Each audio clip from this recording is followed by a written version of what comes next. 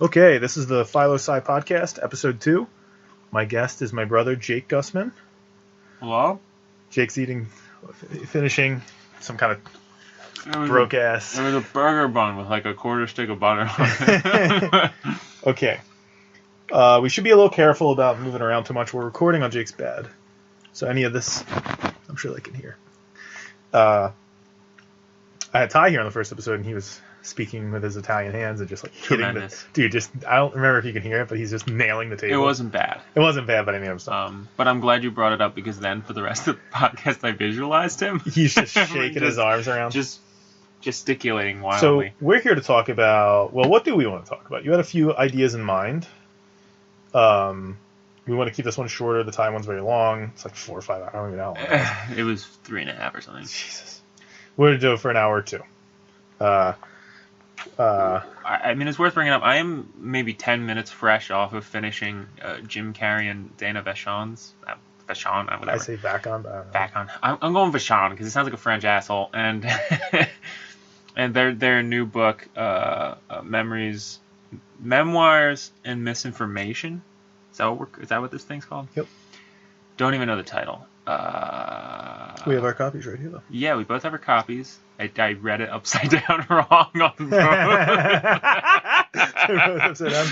I'm dyslexic, and Jim Carrey is not a prophet. Those are my feelings. Yeah. Excuse me. Well, let's jump into that. I read it. Katie wanted to do... Forgive the hell out of me. Oh, man. Christ almighty. It's been cold. The nose blowing. It's been cold out. It's snowy. The first really snowy days of the year. I'm worried that I have COVID because, not really, but my nose hasn't stopped. I haven't stopped having to blow my nose every 5 minutes for like 2 months. You maybe come in here without a mask and you say this to me? I've just been blowing my nose. It happens every winter, but because of it, you're always like, oh, do I have a cold now? Because I've just been blowing my nose consistently for like since January. Before we jump in... But forget that. Tell me the number of topics you had in mind, just so I can basically control time here. Things that have been on my mind heavily. I think. Can you just give me a number? Yeah. Oh, like 4. Okay. So that means that maximum 30 minutes each day, basically. Yeah. And we are now 2 minutes in. So we'll start with Jim Carrey. Katie had wanted to do a book club with our family, where we all read Jim Carrey's new novel, fake memoir. She got us all copies, me, you, our mother. Does Mike have a copy? Yeah, I saw him with it, so we must all have it. So I think Mike's read it a little bit. You just finished tonight. I finished a while ago. I wonder if JC read it. He's supposed to. Okay. So maybe at some point we all talk about this. Yeah, maybe. So Mom isn't finished yet either? She's not finished. Okay. I just finished. Katie's finished and I'm finished here for sure. You and Katie just hopped through. It's a smooth read. It's a quick read. I'll give him that. Yeah, it didn't lose me. And it's funny because it flows. It doesn't have good pacing. No. It just reads smoothly, as in like you never get hitched up, slowed down faster. It's just like they throw some words around, but none of that. Well, yeah. Look. None of the let's just first explain Memoirs of Misinformation. This is, you'll see Jimmy Fallon and people sort of blowing smoke up his ass. Like, this is amazing. You're genius. You mixed fiction and memoir. Blah, blah.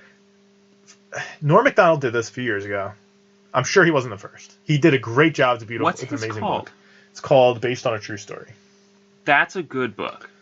That's comedy. That's concise. It's very funny. First time a book made me laugh out loud, and certainly the one that's made me most. But also deep philosophical musings. But we're not here to talk about that, unfortunately, and maybe someday we are. But here's the issue. Both books get to something in these men very deeply, and that's the truest part about both books. But what I'm finding is that what we're deeply getting to recently seeing Jim Carrey is that he's broken and shallow at this stage in his life. Yeah. Is that, for a 50-year-old man, is that fair? Is that casting stones? I mean, I think that's fair. We've known this for a little bit. So the first time this came on my radar was Jim Carrey. First off, let's just start from the beginning. We love Jim Carrey. I love him. Classic Jim Carrey movies his work is fantastic. Are great. Liar, Liar, I love. Bruce Almighty. Bruce Almighty's a favorite. I still have to see The Pet Detective movies. I actually have The never Pet seen Detective either movies, one. the first one's very good. It's on par with Dumb and Dumber. They feel very similar. And the second one is a train Dumb wreck, and Dumber, but of they're course. fun. The movies are hilarious. He's a good dude. Me, Myself, and Irene. And The Cable Guy. I always put these people. Oh yeah, Cable Guy. I always put these people into a class of comedies where I feel like I'm not like a film buff. I want to get into it more, but here's my feeling: is there's a not genre but movement. I'll take that from like a fine art. Yeah. Thing, where the I don't really know where we are right now, but I know that from about I've kind of lost the plot. I won't put a time on it, but there's certainly comedy. most recent one I recognized was a large chunk of time that was like the stoner comedy and truly Judd Apatow had his hand in a lot of those, and that was and so did Seth Rogen and Michael Cera and all these different these. But most chiefly from 1999 until about 2015, which there's overlap in these two eras, but as it started to win in the late 2000s, Judd Apatow was orchestrating 50 to 70% of this culture. Fair enough. Which is pop comedy and bromance that took over. And so you've got movies like felt like every other movie was a satellite. I would define that with Superbad, Pineapple Express, even Step Brothers. You could put that in there. Of course, they Venn diagram on the bromance section of it. What is it? 40-year-old virgin. 40-year-old virgin, and everything you listed is a Judd Apatow film in some capacity. All that stuff. Now, my point here is that just prior to that, I think the previous movement prior to that, and I'm not sure what to call it, was maybe neo slapstick. I don't know. Was Adam Sandler, Jim Carrey, Mike Myers. I think the collaboration of Ben Stiller and Owen Wilson was huge. Will Ferrell kind of straddles both, but I think fits more naturally in that previous one. And there's a crowd of comedians around those groups that often played across each other. Right. Those have a feeling to me. They have a main man. They have a classical structure. It's a very, I would say, going all the way back to Groundhog Day, big classic hero's journey, and often American they are from SNL. Family comedy. Yeah. Very commercial, but not in right. And these never went away sense. completely. But something like Yes Man might have been happening outside of the movement while the next movement was happening or getting close. Certainly, yeah. So yeah, Superbad was out. The point I'm getting at here is, circa 2013, Kick-Ass 2 comes out. I'm excited because Jim Carrey's in it. He looks really cool in it. I've still never seen this film, you know. You haven't seen it? No. I like the first movie a lot. I saw it in the theater. I thought you were there. Nope. But that comes out, and I don't even know if it was in theaters yet or it still was, but it was like right there. He comes out and he's making a big fuss about, because there was a school shooting or something. Yeah. About, oh no, this film glorifies violence and I glorified violence and like never again, blah, blah. Throws the movie he just did. He wouldn't do the press junket. He talked against the film. He tried to claim that he was not aware of how violent it was going to be and that it was all in post. By the way, my understanding... They're like, that's partially possible, but God, what did you think you were signing on to? Had you seen the first film, are you a fool? And my understanding continues to be that kind of cultural reasoning is totally unscientific. Like, video games don't cause violence. Yeah. Right, yada, yada. But, and again, just common sense. Millions of people watch these blockbuster movies and play these blockbuster violent video games. If it happens. And insofar as people are occasionally inspired or take and project those movies onto their ideations, I mean, that doesn't mean that's why they... The Catcher in the Rye did not shoot John Lennon in the head. Right. Let's just go right back to that shit. And by the way, Jim Carrey probably is like, why'd they ban that book? You know, right? I mean, maybe I've gotten into the habit of throwing opinions into people's heads because of the way things have become odd and predictable. Yeah, but it can be overly. Yeah. I think that one's probably an overreach, but the point is that they're in the popular conscience, and that includes, by the way, scientists in other fields and even many in the social sciences have a very biased, unscientific, sort of naive view of cultural causality. A lot of it goes to post-structuralism, which postmodernism inherits from. We won't get into that right now, my hobby horse. But to get back on track, so that's Jim Carrey being weird for the first time. We go, oh, that's strange. A few years after that, I would say... Post-structuralism really leads us back into Jim Carrey really quickly. It does. I would say circa 2016 it does, because around then he starts coming out with the new age shit. And now every interview he's in, he's like, we're all just energy, man. And he thinks he's being very deep. Yeah, somewhere between... And this book put it into my head and into a new frame, because it hadn't become obvious to me that there was a change going on in Jim Carrey's public persona until probably 4 years into that happening, because it wasn't so viral yet. Yeah. But I started there, so I feel like he pretty happily played the leading man character for a very long time.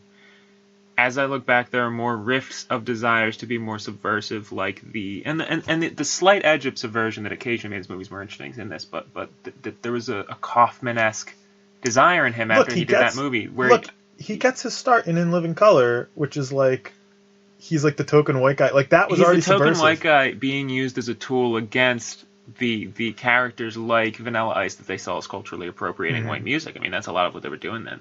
And then you see him doing things like, you know, trying to do Kaufman-esque things. He goes on like Arsenio Hall in the 90s, and during the Rodney King riots, pretends to be drunk, walks out and goes, "You black bastard," and takes a swing at him and falls face flat on the ground. Arsenio's like, "What?" They cut the commercial, like it didn't land well. And by remember this, I mean I vaguely remember seeing this on YouTube at some point. Yeah. So I mean, he's been doing weird and off the right. But my point here is that the new age part of it, which is to now you point to some old interviews where he's talking about manifesting energy, whatever. Sure, it's there. Yes, and that's sort of Marianne Williamson shit. But I'm saying that like I think it really was around 2015 that he started just literally walking around being like, nothing I ever did really matters. We're all just energy. He started diving into it, and I think that he'd probably been toying with those kind of ideologies in his head for 20 years. But he's suddenly being extremely... He felt comfortable with going public, He's being pushy. He's acting like he's teaching you, which is one of my least favorite things. When people are just saying nonsense. He started doing speeches at colleges. That's when it first started going viral because people liked it. This is early 2010s. Okay. This is very early 2010s, and I start seeing these on YouTube where he goes to colleges. You know when they bring like Conan O'Brien to do the Harvard speech, and he's like gives them like a 45-minute like pep talk that sounds like fucking Marty Robbins or something, where he's like he has one of his paintings behind him. He stretches his rubber face out and just goes moo moo moo moo moo moo. But so then in 2016ish, this is a little later. He does what's the Netflix documentary? Okay, so I think this is 2017. Okay, and it's called Jim and Andy. Rob watched that with us in the Medford basement. Yes. How long ago? Yes. A fantastic day.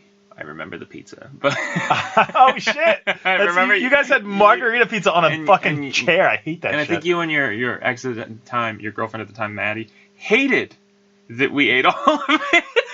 Really? We ate like all of it.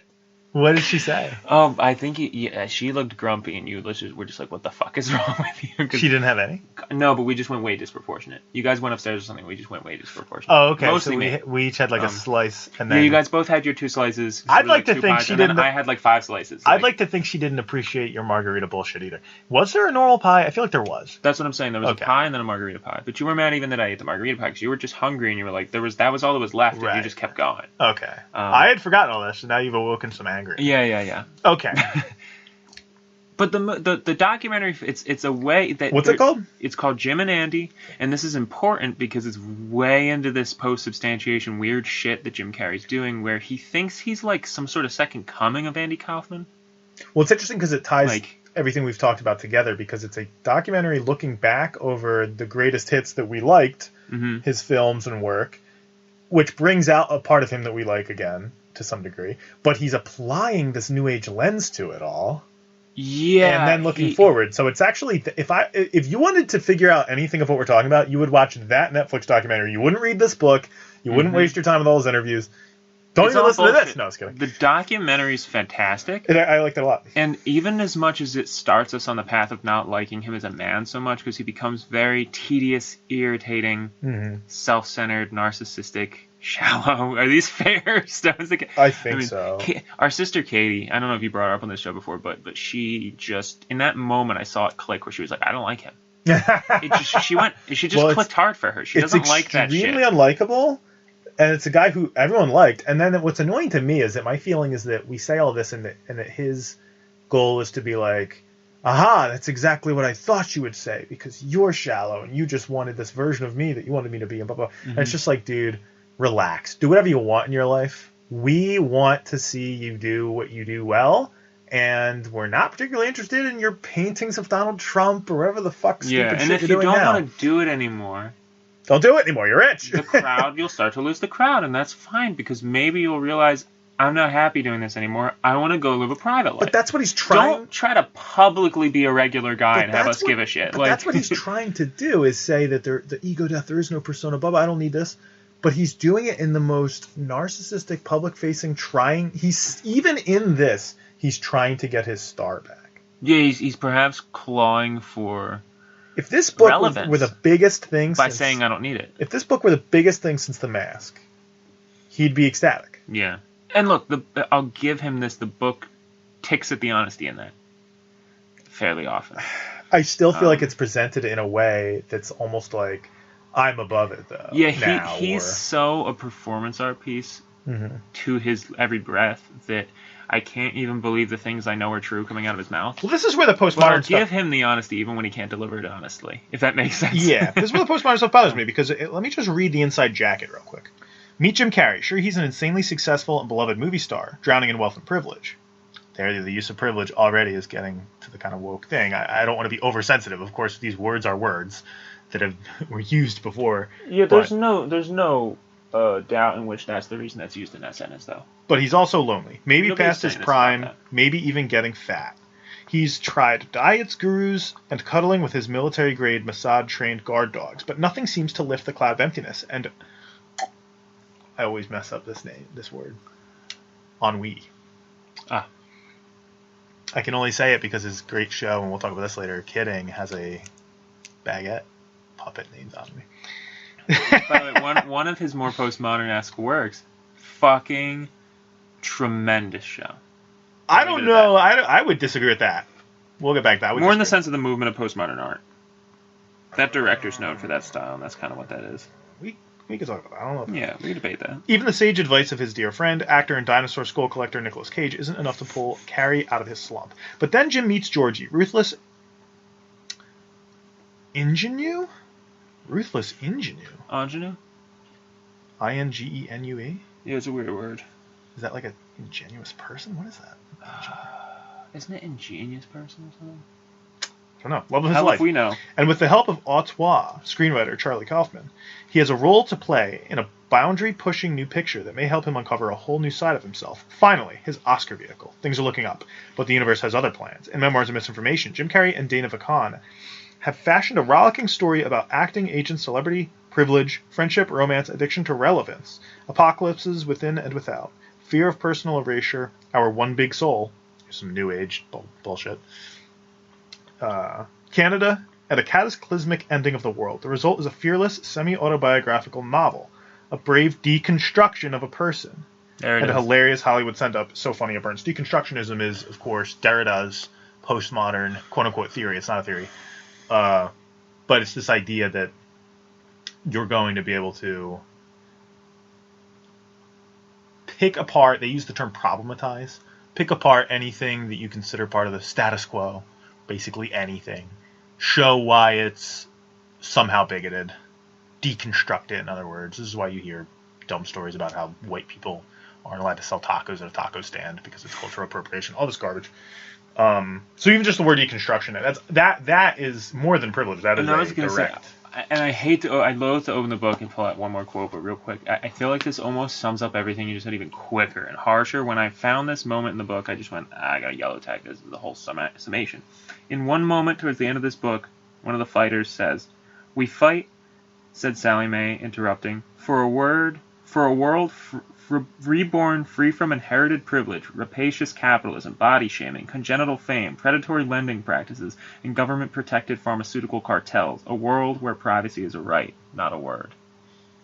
Continue that real quick. That quotation though, to what's said just after. We fight to avenge the Laserjack Brigade," said John Travolta, appearing from the hallway. Where am I supposed to keep going? Well, where's the part where he says she's radicalized?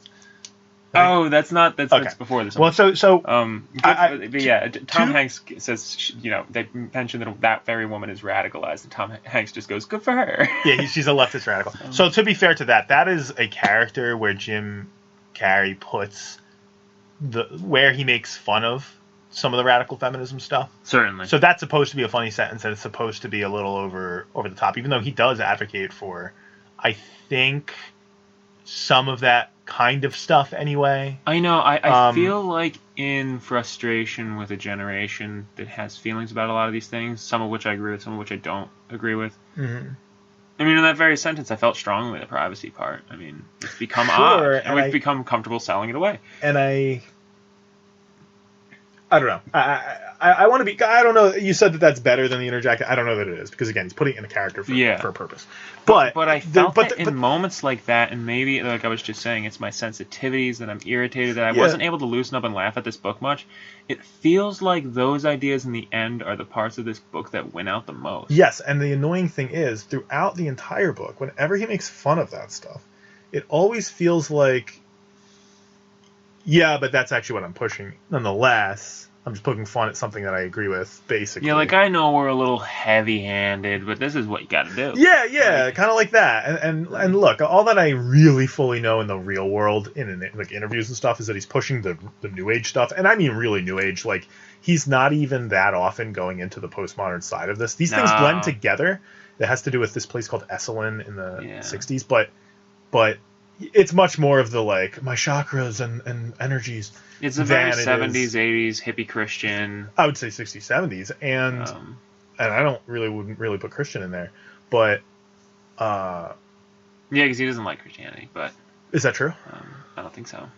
I don't know. But when it comes to the... Well, I guess not. I guess he's fighting with his... more political side, one thing I know he pushes somewhat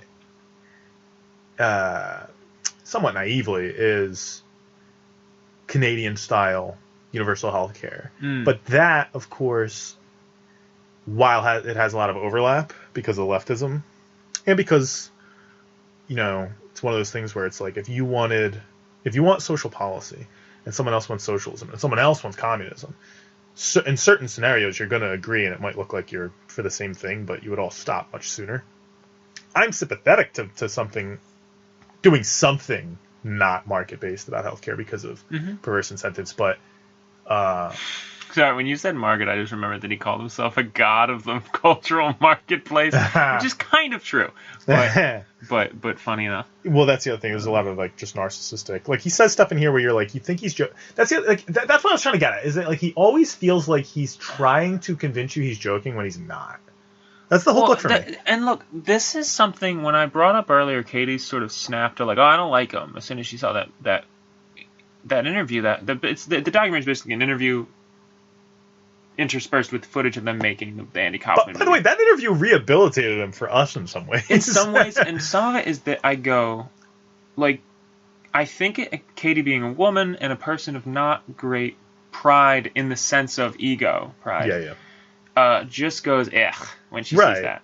And I think us as men who have some delusions of grandeur and just the classic male delusions of grandeur and the desire for status and to contribute and being people who care about a tradition the way he did and creating something new out of something old and building on the culture. I saw that in myself, that I could end up a guy like him if I went there, or regardless of that we have these struggles with, like, narcissism, with delusions of grandeur, with feeling like you belong somewhere good if you could just do a good enough job. I had sympathies for the ambition, I'll say that. And I felt like it was more honest in the documentary than elsewhere, because he was more just laying bare rather than projecting and being like, you shouldn't be this way, that way. It's like all stuff he does. By the way, speaking of which, I have said for years, and this is on my mind in part because it's open on this laptop we're recording on. I'm editing and finishing up the second chapter of the Sophist Structure, my book that's laying out my problems with the woke stuff, among a wider thing. And it's the Marxism chapter.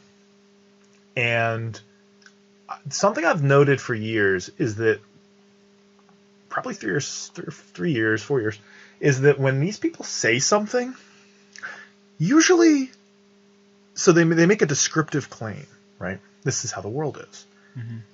Particularly, this is how their enemies are. And then it turns out, it's actually not how the world is or how their enemies are, and it is how they are. Right? So it's projection. And I've been saying for years, I didn't have that nice word there, this obviously an old concept, actually a Freudian concept. But...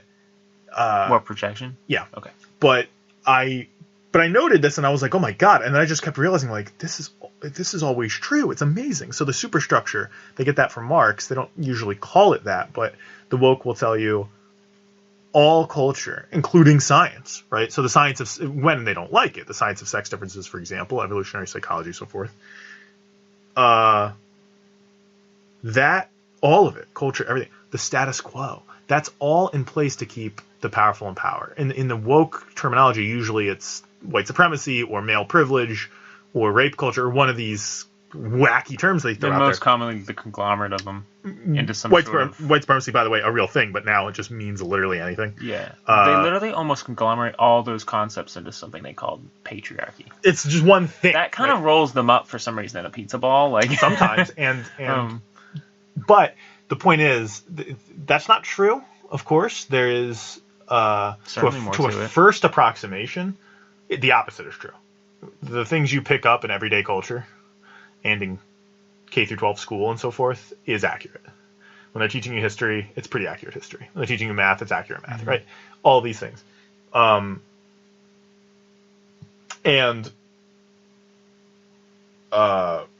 Yet, when they make up crazy things like rape culture as a concept, right? First time this was brought up to me was in high school. Amy, at the lunch table, and it turns out she had a sociology teacher in high school, so she was getting hit with some of the stuff that everyone else we knew would get hit with later in college.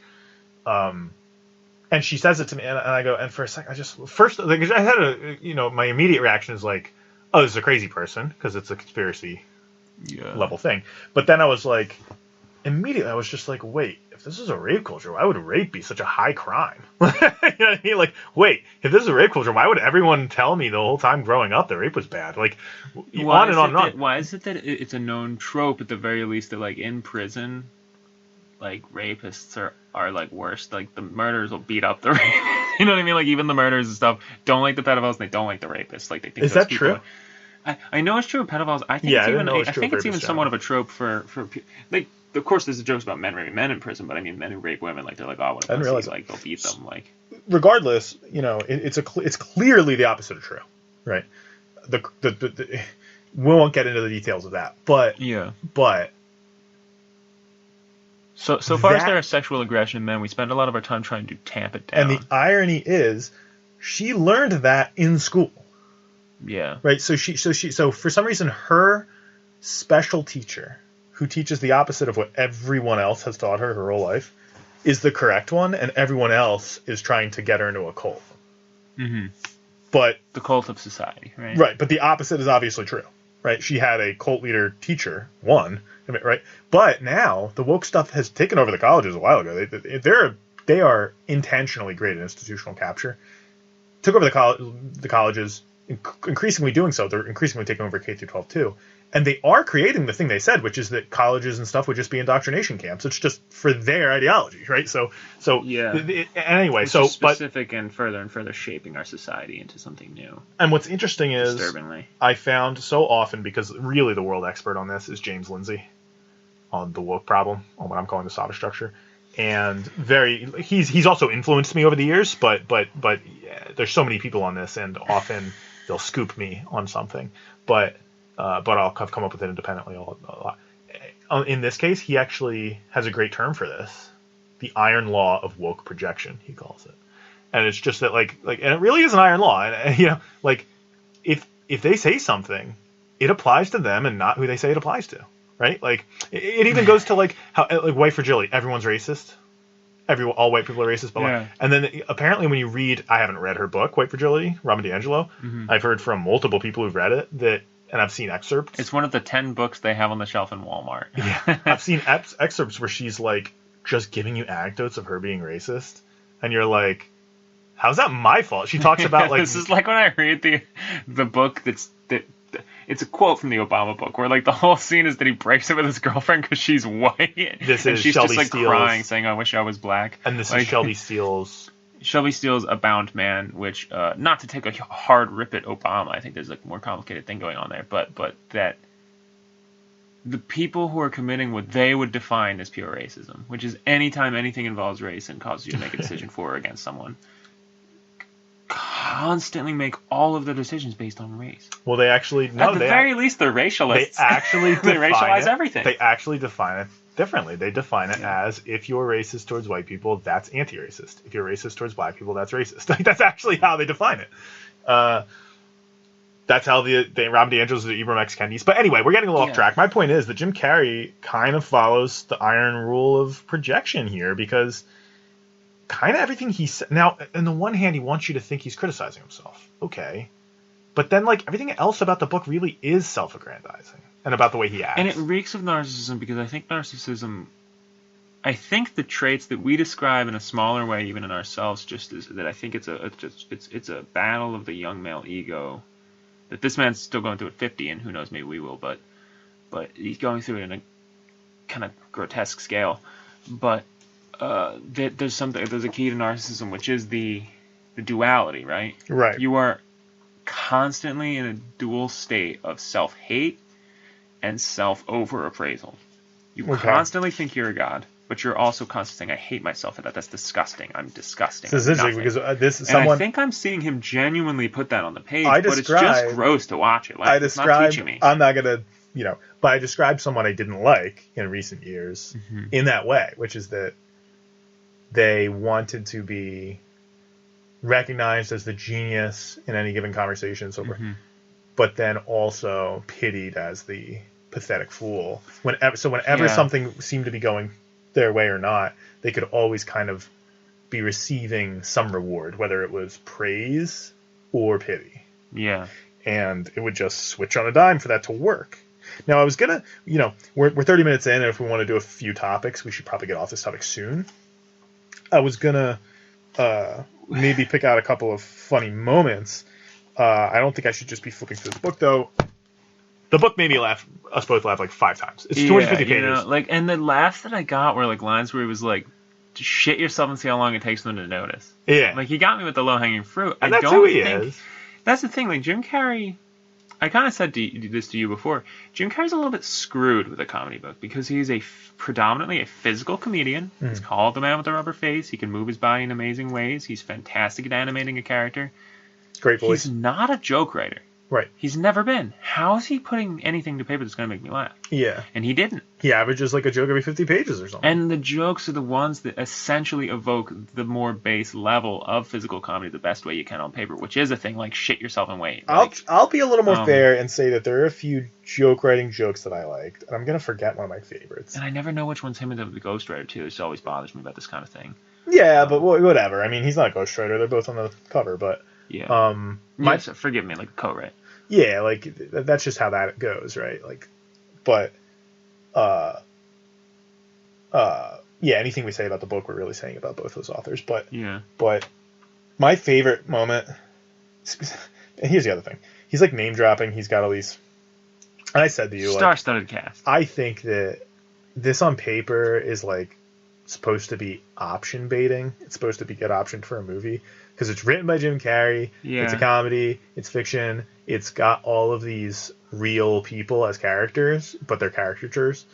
And he's so big, you could get those people to play themselves. It'd be like, this is the end with Seth Rogen and all them. And mind you, as this book reached its climax, I started to go, and not that it's the most original thing ever made in any case, but it literally is. This is the end. They just like slapped a bunch of stupid stars that wanted to hang out together and made a terrible end of the world. That's a good point. It's apocalyptic towards It's literally like the same fucking thing. And so, but that's not going to happen because it's so bad. A. Oh, yeah. But B, I did want to say, there is some funny stuff. Like, Gwyneth Paltrow's character, I think, is really funny. That really gets worse at the end, doesn't it? Because Gwyneth Paltrow, of course, is the Goop lady. And so one of the funny things is that he has her, like, be, like, a scientist. So, like, she's pushing all this Goop bullshit, and everyone's calling it pseudoscience and this and that. True. And then he makes her character, like, very scientifically literate. So, like, even though she runs Goop, like, behind this, like, that's all just a bullshit front for business. Behind the scenes, A, she's obsessed with biology. We'll get into that, because that's very funny. Mm-hmm. But B, later on, like, in the apocalyptic scenario, there's a question or a problem or something, and she, like, gives some deeply scientific answer to you know what I mean? So that was the joke there. Thought that was pretty funny. My favorite thing, though, is she is also, for some reason, shown to be a psychopath, or at least a sociopath, but I think a psychopath. Yeah, like a psychopath. I mean, they make her. She's dancing in the guts and just giggling. Like they just And my slowly favorite- throughout the thing, they just pepper in that she just loves running off the cliff into the void of just brutality. My favorite moment of the book, the part that made me laugh hardest, was they're with their guru doing some new age bullshit. Natchez, whatever the fuck. Natchez. He doesn't exist. Natchez Guthrie or something like this. Yeah. And Gwyneth Paltrow is talking about her problems, and every time she says something, it's almost like therapy. He's like, dare forward. And she's like describing dissecting animals in biology class. And she's just this like, basically what she's admitting is that she just loved like tearing apart their bodies and sinews, and it was just like a very gore porn. Yeah. And it's so funny. And then like as she's describing it, and it's like becoming less and less like, oh, she's like a gifted biologist, and more like she's a psychopath. At one point, she's like, and then he's like, dare forward, and she's like, and then I cut its fucking pig head off. I just burst out laughing reading that. You know, it is. And then there's a really good joke. This is my favorite example of like a classical joke writing joke. Is that she's like, but then like she's like, then there's a problem, and he's like, dare forward, and she's like, the next semester was botany, so she's not gonna get to. For some reason, that didn't land for me at all. That was my favorite part of the whole book. I just read it stilted in my head. I had trouble with it. Okay. It just put me out of the mood for everything. Oh, interesting. The whole book. But it's a shit book. Yeah, maybe I was being a tight ass. I don't know. They got me with the Nick Cage stuff after a while. I love Nick Cage because it's essentially accurate. He's a character, and it's just written very well, and me and Jake love Nick Cage. How many Nick Cage movies did you watch? 99, maybe? He watched 99 Nicolas Cage movies. Almost all of them. Dude, he had 98 when I started this thing. So I probably watched 94. He had 98 when I started doing this a year ago, and now he has 110. What the hell's going on with this guy? I'm including television show appearances, which he is doing for the first time in his career. Is he still going to be Joe Exotic? Why do I get the terrible feeling yeah, that's falling apart? Yeah, he's going to do Joe Exotic. I don't want to see it. It's going to be a TV series, dude. It's going to be great. What I did appreciate, one literary device function in this book was that, the whole new Guru Natchez shit, all of that was presaging the last quarter of the book. Everything Nick Cage said came alive in the ending of the book, and everything she said about her insanity started to play out heavily towards the end. Which is also interesting because some of the crazy new age shit and postmodern shit, on and on, all became literally true, objectively true. Scientologists, he said, were the closest to right of all the religions. And these are all, and that's funny too, because also... And of course this is funny. Especially at the beginning of the book, with him watching Netflix documentaries and stuff, there's a intentional, conscious effort to make scientific statements about, carbon dating and, and chemistry. And it's just interesting. There was some level of trying to contrast the postmodern and the scientific, even if he didn't fully grasp what he was doing. And I don't really get what he was doing with it either. But the book it was doesn't kind know of what there. it's doing with itself. They pose on that fucking flap. They pose it like the Charlie Kaufman thing's gonna go somewhere. Mm-hmm. They abandoned that storyline. I literally forgot. And it was the only fun part I was having with that book, that he's becoming Mao, and that's hysterical. Which, by the way, he insinuates that. He doesn't insinuate. He directly says. Yeah, he says Mao's the grandfather of capitalism. That capitalism is as bad as He says that hundreds of millions of people die. Horrible deaths and everything under communism, and he's and this is as bad because I don't feel good as Jim Carrey right now. And I'm like, you that asshole. Does not come off as supposed to be a joke that he's pointing out in himself. It comes out as he's sitting there. At first, I'm reading it, I'm going, oh my god, is this guy having a real coming to Jesus moment here? Because I'm reading this book and I'm going, wow, he's criticizing Mao, he's criticizing communist China, Maoist China. A lot of us have drawn comparisons to Maoism and the Great Leap Forward with things like struggle sessions and how we're supposed to call our family out for not. And this book highlighted that for me, and the tearing down of statues. Everything about it looks just like what we're doing on a larger scale. This is the Saba structure, and he seems to be doing that, and he's playing the character, and he's had himself cast as Mao, and he's becoming Mao, and I go, oh, he's seeing the flaws in his own ways or something, and then he names all these terrible things about Mao, and then he goes, and Mao is the father of modern capitalism, and you're like. What an insane... Again, you want to go to the iron law of projection? What an insane... And the way I like Jordan Peterson calls this anti-truth. It's when you just say the opposite thing. Mm-hmm. Well, you know what? It's only related insofar as there are systems that require a sense of restriction. All systems restrict, right? They restrict complete, open, meaningless freedom. Right, that's what a system nothing. is. Yeah. That's not a society, that's chaos. It's an abstract painting. It's not even Systems reality. Systems restrict things. And so they look similar if you believe that there is no need for any structure or system ever. Or, I really believe like the only way you can believe it's somehow related. If you think it's possible not to have one.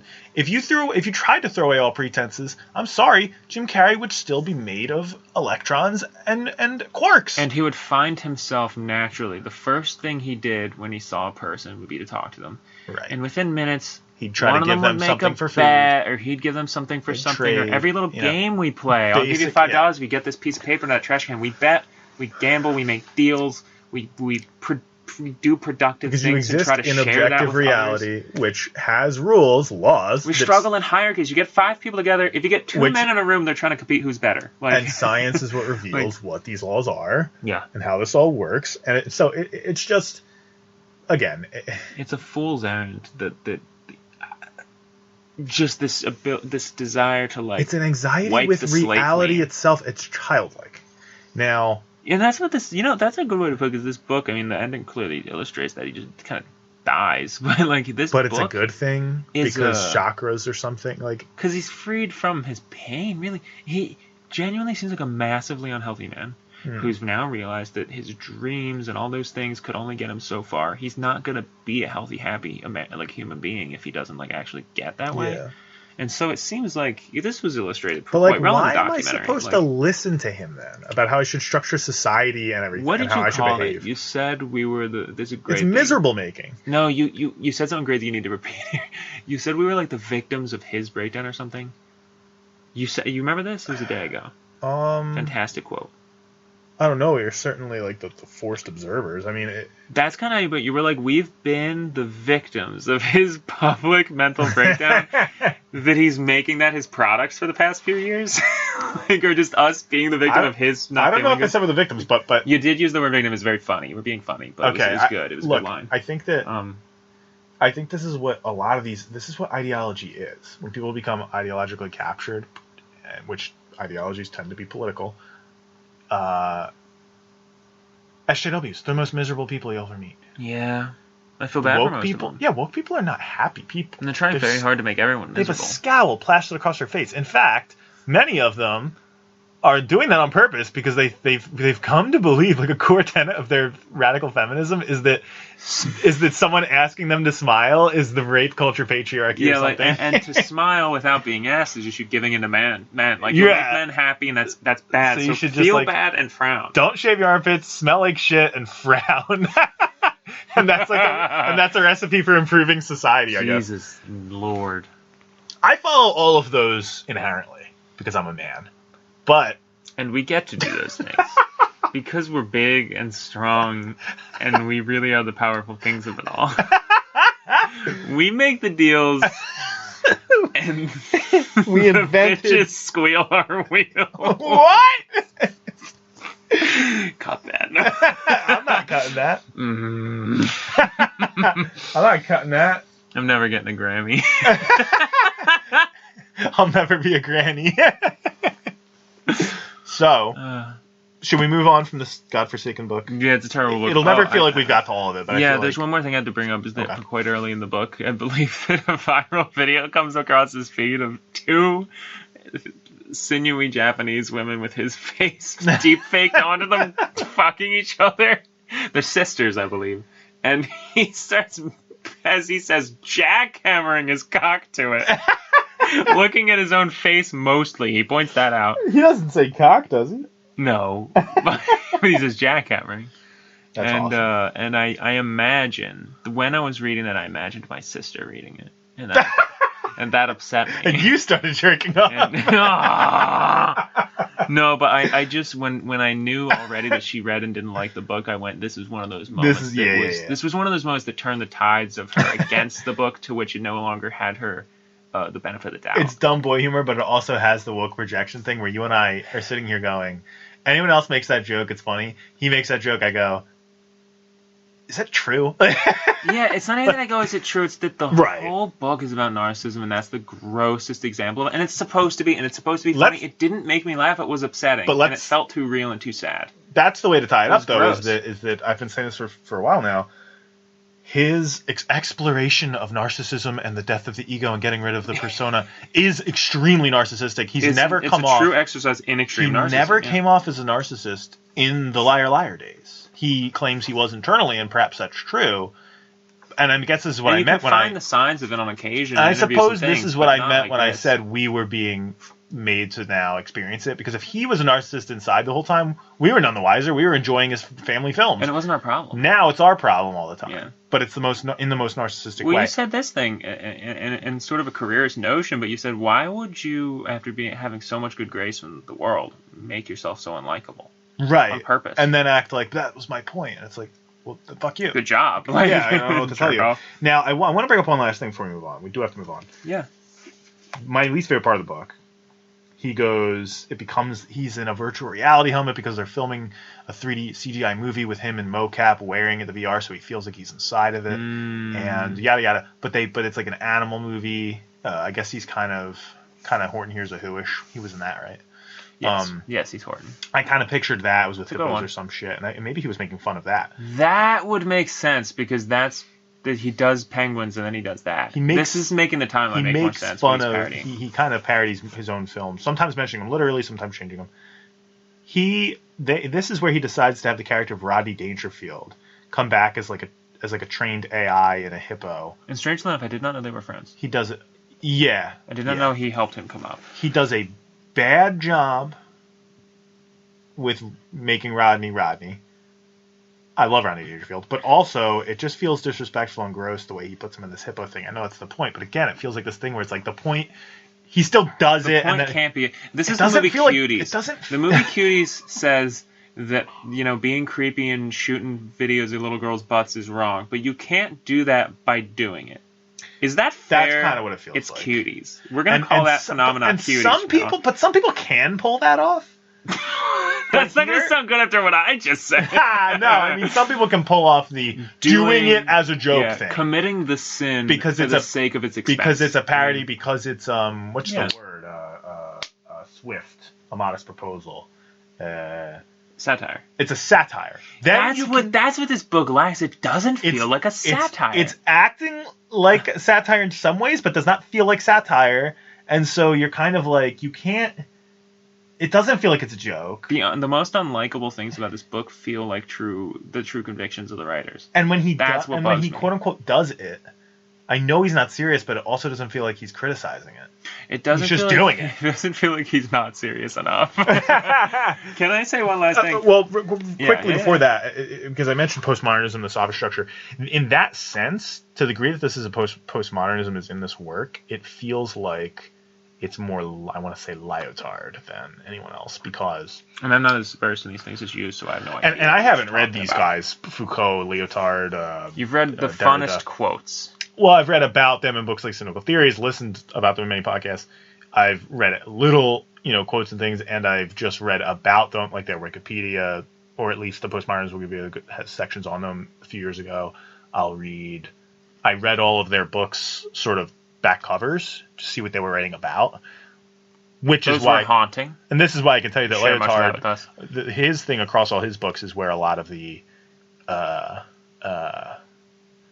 focus on he has a term, virtual reality and hyperreal and the death of reality and the anxiety due to the overabundance of information. And so so all postmodernists are kind of have an anxiety that they're airing out. And for, I think, Lyotard, I think it's something like digital information overload, creating an experience that is inauthentic, something like that. And so when Jim Carrey is talking about, by the way, they always take a kernel of truth and blow the concern out of the water. Brett Weinstein and Heather Hying always point that out. But and I have a minor in digital studies, which is basically, I would say, postmodern video games. Basically, and that's actually That's actually, let me rehabilitate myself by saying that I also have a major in video game development based computer science and a minor in physics. But yes, I have a minor in digital studies, and and that was at the Digital Studies Center, and that was a very kind of I guess Lyotardian thing, in the sense that you might say it was Lyotarded, but I was waiting for that one. That joke punchline hit me before it hit you. I'm looking at Jake just smiling over there, and I'm feeding you jokes with my laughter. And but that is something that would come up in that kind of class, and that kind of was the how do we deal with the barrage of digital technology and digital information and the overload of all that. And it is getting on. I mean, we always... there's a kernel of truth. You never want to be a Luddite. You never want to be the fruit who was afraid of the automobile. Mm-hmm. But, like, it just, every day... I heard that guy got hit by a car. You didn't believe in it. But he was right. He was walking up Main Street, but... I don't know. It gets weirder every day. Like, just the fibers of the beliefs that used to kind of keep us unified are breaking apart because we're just so... There's no longer, like, an American ideal. There's, like, 50 of them, well, that's and they're arguing violently, and there's so much democratization of information that argument can go quick across the table. And you and I are more libertarian in nature, and I believe this is objectively true, but it's certainly the libertarian view of this, is that culture is a marketplace of ideas. Yeah. And so you have these competing ideas, and people are deciding, among them, which is a better idea, blah, blah. Now, the Marxist type, and this is something that's called cultural Marxism, it was present in Marx and Engels themselves in the Communist Manifesto, which I was just reading again earlier while I was writing about it. But certainly the postmodernists take this to the next level, is the superstructure. That's culture is not a marketplace of ideas. It's a bunch of memes that are chosen and selected by the elite to keep the weak down. Your belief in, I don't know, neutral principles of constitutional law is actually there to hold you down. Now, what's interesting is, even if a Marxist agreed in the analogy of a marketplace of ideas, and there was some mention of this in the Communist Manifesto, but I'm forgetting the exact details, they'd be against it because they're against markets, right? So it is a fundamental conflict of vision. Recognize something there when he calls himself a god of the cultural marketplace. Jim Carrey is a god of the cultural marketplace. I think he says, like, what is a man when separated from his world? And he's like, in my past world, I was a god of the cultural marketplace. Now he's floating away alone, the last human on a boat, going, well, that's gone. So what the hell am I? He seems to recognize that the marketplace chose him. He said marketplace. It seems to think that he doesn't think he was placed where he was. He thinks a market chose him up there. They pushed him up. Yeah. And he also, throughout the book, seems to think that he is a consummate talent. He, in one sweep, he essentially puts himself above the likes of DiCaprio. I know. I have to believe that they slotted in people for DiCaprio. So I'm like, first off, they didn't. DiCaprio's still a star, and there's nobody who felt like they slotted in. I have to believe that was supposed to be a narcissism joke. But again, none of it comes off like a modest proposal. It's always half and half. It doesn't come off as a why do I keep forgetting this basic word? But satire. But what I would say though is that, like, if he believes that, and he believes he was the god of the cultural marketplace, it would seem to coincide into him believing that the marketplace functions properly. A consummate talent will become a god of the cultural marketplace. And to be fair, I don't think that Jim Carrey's a Marxist. No, not per se. But in that same sweep, it almost seems like he's saying, but that's no good. That did me no good. Throw that system away. Get a new one. Because that all that did was make me a god of a cultural marketplace. That's evil, actually, that I shouldn't have been. Yeah, it made me unhealthy, and it did nothing for the people to enrich that them. as less Marxist and less anything to do with a market, and more just to do with the celebrity, criticizing celebrity. Yeah, and clearly this whole book does a big job of that, which is fun. Yeah. It takes slaps at that, but I think we should give him a moment of positivity, and there's some art to this book. And it just kind of clicked for me. I was going to bring up the final meaningful thing said in the book. Is he reached for a name that no longer mattered the sound he had known himself by. So he can't even bring it to mind, Jim. Mm-hmm. In that moment, I finally go, that's been bothering me this whole book. The word Jim may be said more than any other. Yeah. Okay. And this is intentional. It's also very annoying. It leads into that. No one ever says him or any other thing but Jim when referring to Jim. The omniscient presence that narrates the book consistently says Jim. I didn't. He says Jim. I Other didn't make people this say connection. Jim. And it actually says Jim Carrey a lot. Jim, Yeah. every 5 fucking seconds. It's obnoxious. And then they end it with that, and I'm pretty sure it starts with that famous quote, which I actually didn't learn from this book, but knew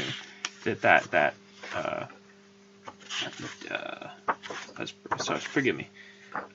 For the name of a man is a numbing blow from which he never recovers. Marshall McLuhan. There's something interesting in there. Yeah. At least an attempt at structure and art, which is something that this book felt devoid of when actually trying to follow it along. It just felt like it was stumbling through the woods. From the view of a conflict of visions, from the something more conservative and ordered to something more chaotic and somehow left-leaning. I don't want to put a word to it in this context. There's something to that, but then there's also, you can hear a Jordan Peterson-like character being like, well, yeah, that's called taking responsibility for your identity, who you are, and because, you know, Peterson will talk about, he has a way of making everything kind of macabre. He doesn't seem to be intending to do it, but I really like that when he talked about how, you know, you're gonna become something. Like, again, just getting back to there's an objective reality happening here. You're gonna become someone. You might as well choose, and the way he construes that is, I don't think he uses the word opportunity costs, but he is importing that from economics by saying you're sacrificing every other version of yourself, every other child of you that may have tried to be a biologist or tried to be that, to become what you do end up becoming. Mm-hmm.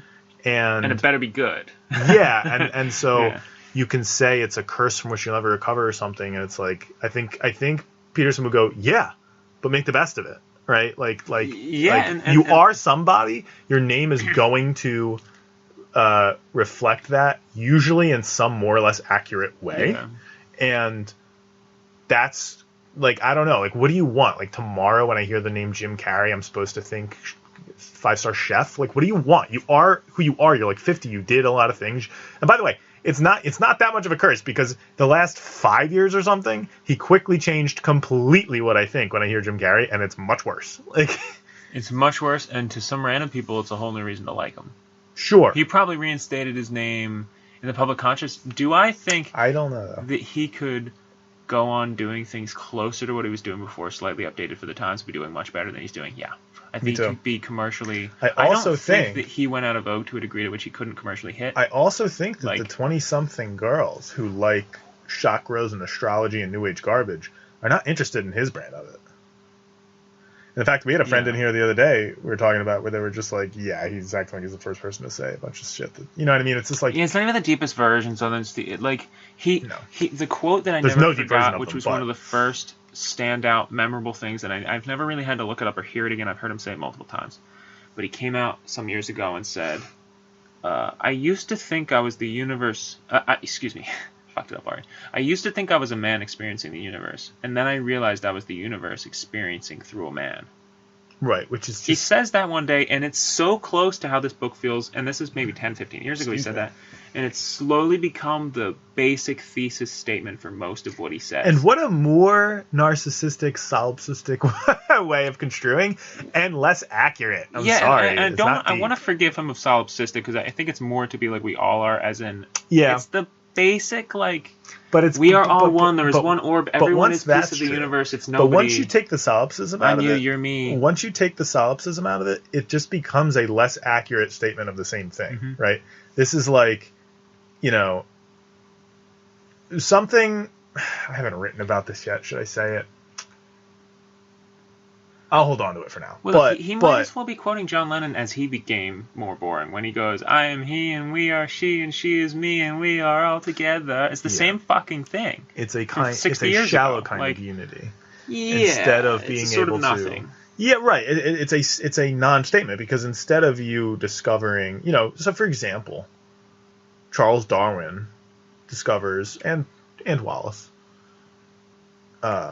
discovers evolution by natural selection. And this actually shows why, how, to what degree, and the ways in which we are one, in a sense that we have common ancestor, we have built by the same process with all animals, in fact, and all life on Earth. And and it's this is profound, meaningful, deep, has consequences,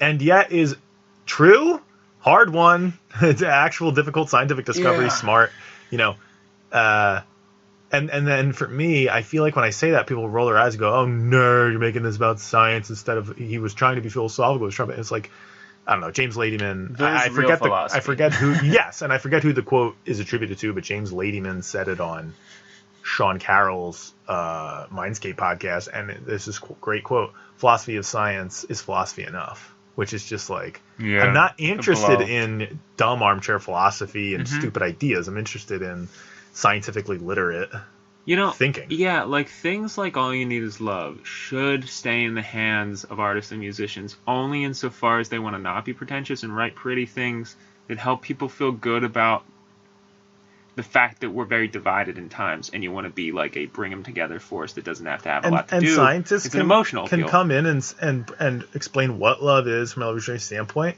and they can explain proximally what good or what. Well, let's not even put a value on it, but what kinds of effects its uses can have on people. But to say just banal, who is it that? So someone calls them deepities. Deepies. And maybe it's and people love to call them fake deep and all those things. And who is it? So someone calls it pseudo profound bullshit, and someone else calls it deepities.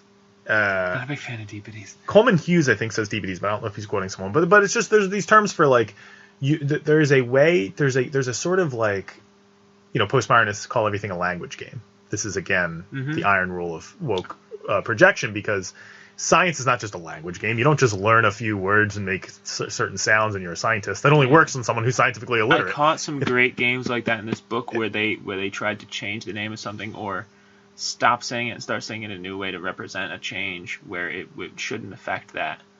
Oh, you know what it is? And I think you heard him say this in an interview. He won't say Donald Trump's name, and he won't say Pence's name. He does bring them up in the book, which, again, is a severe dint to any book. Yeah, he brings them up several times. It's so topical. Whatever, the whole book's a mess. Whatever. He mentions them by like a basic descriptor. He won't. I remember in an interview, and I thought you brought it up to me. He's like, I won't write their name in the book because Trump's had his name said enough. That's what he loves. He's an ego. Once again, and I think I always bring up Louis C.K., but I really believe he's a philosopher comedian, even though he's a schmuck. And there's a book about that. Yeah. We haven't read he it. comes up on stage, and I think one time he's talking about the N-word, and he says, "No, I don't mean," and then he actually says it, and I'm not going to do it. He says the N-word with hard R. He goes, "No, I mean a white woman on CNN saying, quote unquote, the N-word." Yeah. You're making me say it in my head. That's what saying a word is. Yes, I love it. You're putting it in my head. Yeah. That is understood. So when he makes that description, I forget what it is, because it's a short phrase that he refers to as, immediately as it writes across the page, Donald Trump pops into my head. I hear Donald Trump. I replace it with my brain. Right, so you did say You don't understand that the language doesn't matter. And his name exists in another spot. Now, you could get into the weeds and say, well, I was trying to find a way to say it to only people who already knew. Okay, maybe. Yeah, not for posterity. But the point is that yeah. But yeah, the scientific view is... You feel word games work. The scientific view is, look, at the end of the day, what is communication? I'm trying to change a brain state in your head. Well, I don't have the tools to open up your head or the knowledge and jigger it myself. So when we speak to each other, we found a way, and this all happened through evolution by natural selection. I flap my lips. It jiggles the air molecules between us. The waves of energy that travel across that enter your eardrum. Yada yada. There's mechanics involved, and it ends up indirectly changing your brain state, and imperfectly. And you've evolved ways to not have me be able to fully control you in doing that, and vice versa. That's a deeper, more interesting conversation about language. Thoughts, and we are passing them from brain to brain. No matter what words you use to do it, if the thought is the same, essentially, it's the same. Like you don't get to just be like, we call them freedom fries now, and that's going to mean something to the American people. And in a book, you do it through me reading glyphs on a page, which then change my brain state. But like changing fireman to firefighter, and this is post-structuralism, would be amazingly doubtful. Yes. That has an effect on how many women decide to And I said this because a gentleman who I met on Twitter, a really nice guy, Joshua, and I don't remember his last name, But he, I met with him and talked to him, and he said, "Oh, well, I'm not a postmodernist, I'm a post-structuralist," and he brought up the firefighter thing, and I was just like, "Did you ever look at empirical evidence to see if that had any effect?" Which would not be the easiest thing to look for evidence for, by the way, because you'd have to control for the fact that we were making progress anyway. And he was like, "No, I hadn't really thought to do that." I'm like, "Yeah, what?" I mean, like, and this is the problem: is that a lot of this humanities stuff is so. If it's not anti-science, it's so non-science that it doesn't even... Why are people making society-level decisions impractical, they're not non-understood, brand-new decisions without any science? They're not up to the epistemological snuff to actually be able to verify their claims. They're just assuming them. And I got in one argument with one of our friends recently, I won't name him, but about post-structuralism and the power of language and whatnot, that, like... I was treated in the argument as though I was just being like a secretion, like buzzkill, because I get it. The Socrates stuff is a little annoying. A woman wrote an article about that a couple of years ago, and people were like, "Oh, now you're canceling Socrates," and I kind of jumped in on that a little. But at the same time, I kind of get what she's saying. I do find it annoying when you're talking to someone and they're just asking a bunch of rhetorical, devil's advocate questions without like everything you say. But what if it wasn't that way? Yeah, and you're like, that's not deep. You're not the first person. Like, yeah, but what if it's not and it isn't? I'm an adult. Assume I've thought my way around it and just have an argument with me. Tell me you agree with me or not. I'm not looking for a devil's advocate. You're not my teacher. But how did I get off this tangent? Traditional devil's advocate isn't always that bullshit anyway. I was trying to say something. How did I get on this topic? I don't know. I don't know.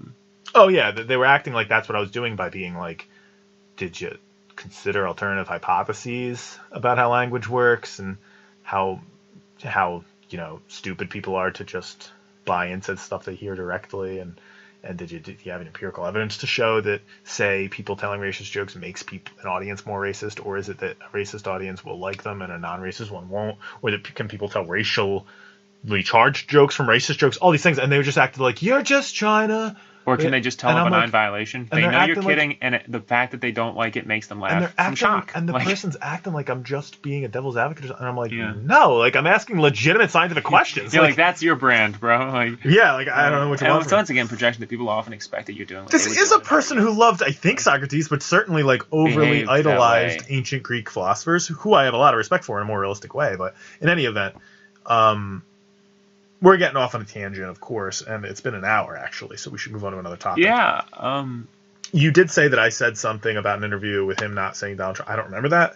I thought you brought that up to me. Maybe Katie did, but somebody must have been Katie. But I remember it in your voice. How long ago? Wasn't recent. Weeks. Nope, not me. A month and a half? No, not me. Because until you just said that, I didn't fully recognize it in this book. But now that you mentioned it, I go, yeah, there was that moment where he like kind of mentions him like about Voldemort. 6-7 times. Does he? It's probably close reference, but like when you have a sentence about Donald Trump, you're probably going to say Donald Trump 2 or 3 times in it. Sure. They had multiple sentences over multiple pages about it. But he won't it's say 2 different points in the book. The orange man always has it's a specific phrase. That orange demon that can't be satiated or something. Funny enough, it's none of those. He made up a new one, and it doesn't have to do with any of the nasty jokes. It's fairly accurate kind of thing, but he just came up with a way. Like he. I did appreciate that he was trying to be a little metered with it. Yeah, he didn't go gross Trump fist at it, and that was nice because it's once again, I'm not a Trump dick sucker. I'm not like stop making fun of Trump. It gets boring to just realize that a bunch of adults like viciously childlike bully hate another adult, even if that adult's a scumbag. Yeah. And just go like that tiny dick meaty hand fucking bitch every time they hear about him. And now I'm sounding like the thing from the fucking Dave Chappelle fucking thing, but I'm sick of people being like that. My baby's first words weren't mama or gaga, they were maga. With that, we should move on. Yeah. You want to talk about rock and roll? I love that you didn't recycle his book. You didn't throw out his book. You tried to put it in the dirty laundry. It needs to be cleansed. Cleanse okay. The pages. Yeah, let's get this out of here. Look at his fucking gross face on the back. Anyway. So we have another hour. We don't want to go. Well, we have another 50 minutes. You want to talk rock and roll? What were the topics you had in mind, and we'll choose among? Well, this transitions smoothly into something we can get over in 20 minutes or less. Okay. This book clearly has it feels like everything does now, and maybe we make it that way a little bit, but everything feels a little bit quote unquote culture war, quote unquote, modern high emotion politics is in everything now. Yeah. It's getting exhausting. And we're sort of all guilty of this, contributing to this thing. Yes, but we've recently watched two things that you and I loved. Me and Steve, I feel like, cultivate, and we've been doing this pretty consistently for years. We cultivate a show that we either just came across or have known we should have watched for years, and we just binge it. And we're very picky. We're not the people who are up to date on the Netflix shit, but we hit one once in a while. And the last two, the one that we're hitting currently and the one that we just hit, feel very culture war imbibed. But they're doing it in a way that is so fun. Yeah, I would so put it differently. free. I would say they don't feel very cultural imbibed. They feel like real, like you would. And I wrote this in my little review of Cobra Kai on Instagram, but they feel like how you would naturally expect artists to generally respond to such an insane thing as the culture war, which is because they're known for taking the piss out of things. Right, that's a great way to put it, and that's what they both do. They take the piss out of wokeness. Right now, everyone's comfortable taking the piss out of the more right wing or conservative or where the other side is. Many of us are centrists and moderates that are against what I call soft structure and the woke stuff.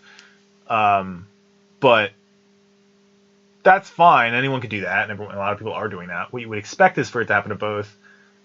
And that's not what you see out there. You see a lot of comedians, shows taking on the woke thing, becoming just indoctrination machines, just propaganda machines. It's not funny, it's not entertaining, but they do it. And yeah, this doesn't do that, and it doesn't take the other side either. It doesn't go like Owen Benjamin's a comedian who just leaned into it too much, and he started to feel like, anti-woke propaganda in a sense. Okay. But we're back.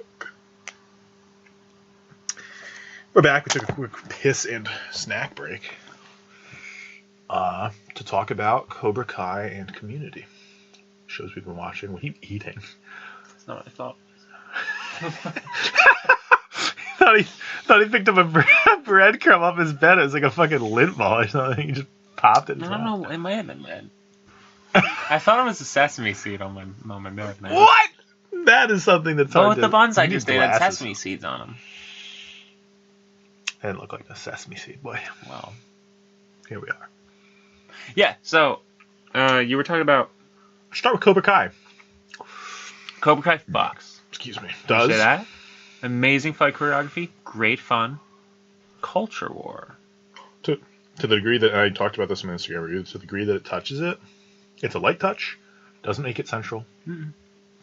But a conflict of visions is central. Yes. Insofar as it applies directly to literal references, like pop culture references to our current squabbles. But I think the whole thing maps onto the part of this current squabble that's always been. Of course. And that's the great part. That's what deepens all the fighting and the violence of this show. It is a yin and yang. It is a dark versus light. Mm-hmm. But it's a much more fair view of that, which is that sometimes you need a more harsh thing, and sometimes you need a more loving and caring thing. Defense, offense would be another, probably the best way to put it. Yeah. If you're just to say what's the conflict divisions at bottom. But yeah, no, of course, that's related, but the actual flavor of the soft structure, when it shows up, what I like about it is that it actually doesn't map onto that, in the sense that it's usually a joke. Well, not just that, it comes after both of them. Yes. Michael the racist, because he's culture appropriating bonsai trees and whatnot. I don't want to go over too much that I already said in my little mini review. It's too repetitive, but it does feel like this is what I expected from art, comedians, and so forth, is to poke fun at the hegemony, to use one of their words, of our times. And instead what you're usually seeing is a recapitulation of it, just a pushing of the ideology. You're not seeing downright propaganda. And I think that's where we had left off, is that it feels like everything you and I engage in, not really, but like a lot of the things that we engage in are people who are like fighting directly against it, even comedically, like Tim Dillon, or just fighting into the void, but so involved with it because it's so topical.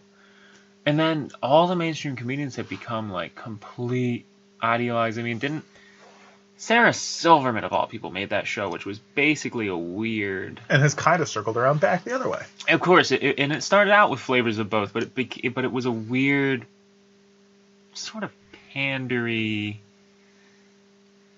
a little bit like looking down on the South by like trying to teach them like children. Yeah, like she doesn't visit these people. Like, it's supposed to be positive message, but it was like insulting in my opinion.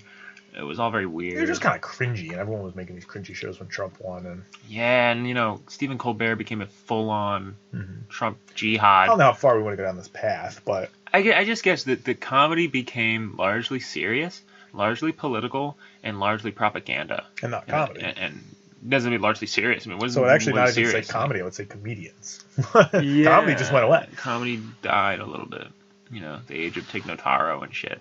Comedians who are just like making you feel bad the whole time. Actually, sometimes very funny. Yeah. No, I don't want to like call her an untalented person, but I'm not a fan. But I feel like I feel guilty most of the time when I see comedians. What I have, okay. My burden is not lightened. I don't feel like I'm laughing. What I haven't written about. We're now watching Community. We're in season 2. I may be somewhere in season 3 or 4 on my own. How many seasons are there? 5? Something like that. Yeah. They handle differently, which is and by the way, way ahead of time. Dan Harmon wrote this show, probably like 2008 or something. I think it starts at 9. And they're making fun of it already, so he already understands. Because, you know, this stuff postmodernism has been prevalent in liberal arts colleges in sections of the humanities since the 90s. It was probably very prevalent. And, of course, starts and exists in the 60s onward. And it wasn't until about 2013, though, that it really exploded and became a mainstream.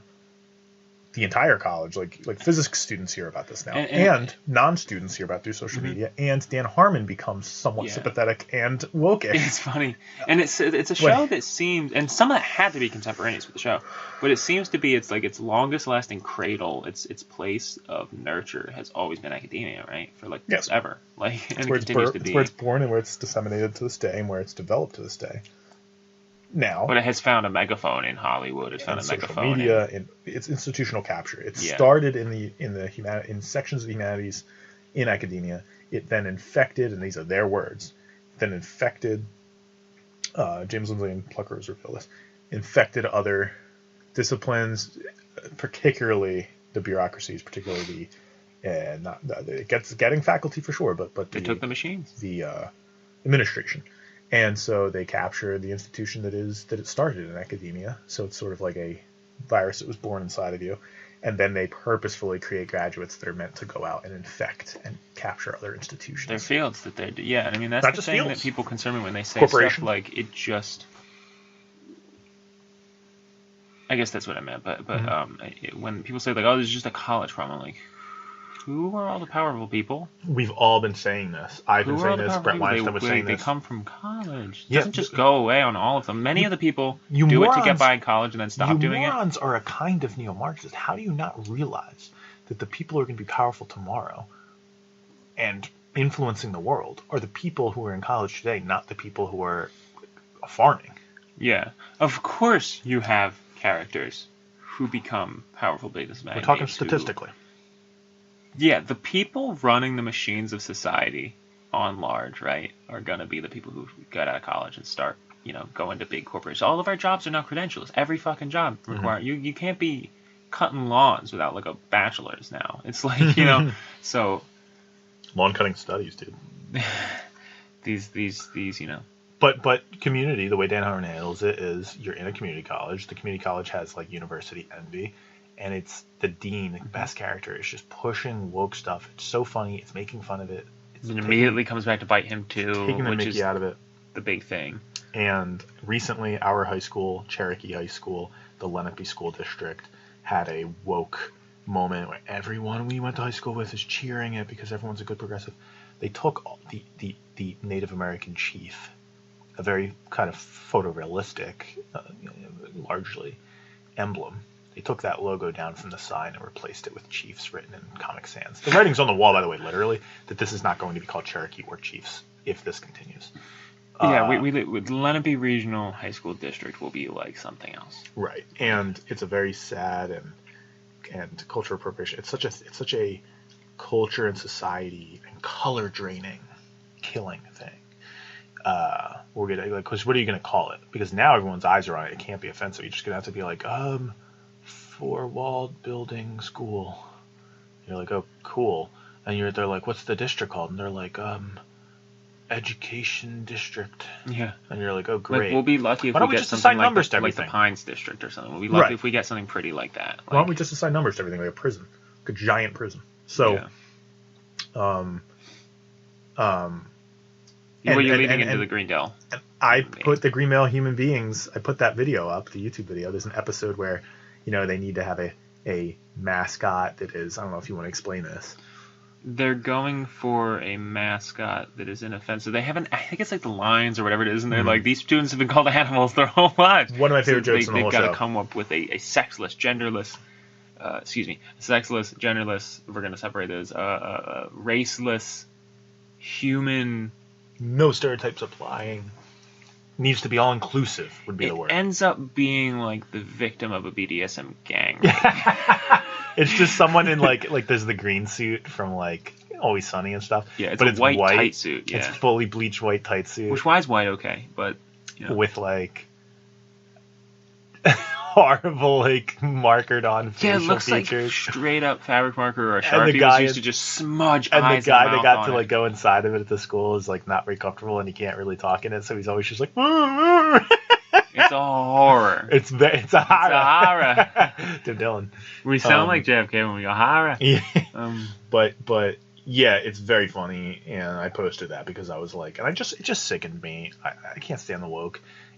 Seeing all of our fucking friends and enemies and everyone in between, everyone we went to school with, just virtue signaling all over social media of, oh, it's such a good thing. And I'm sitting here like, we were just in this school. It's crazy to say, it's like 7 years ago. The vanity of it all. But when we were in this school, I never heard a single one of you motherfuckers, no matter how woke you were then or now. I don't even remember Amy saying this shit, complaining about us being there. I made a joke about the fact that in one of the gyms there are cartoon chiefs throwing tomahawks that are painted pink like they're fucking Irish. But I was joking that it was a problem. You know what I mean? Like, I wonder where those are today. Did they just paint over all the walls? Like what about the Indian chief? Yeah, because I remember bust? There was a shame even while I was there, and this was just a decision. I don't know why it was made. A lot of decisions are made just to change things at schools that bugs me. Some bureaucrat needs to make a reason to have their job. Student-painted murals across most of the school. Those may have been some of them. And, various things. And I think you remember some of them, they do projects to have them painted. There was a year where they just, hired mural painters to paint over all of it. Yeah.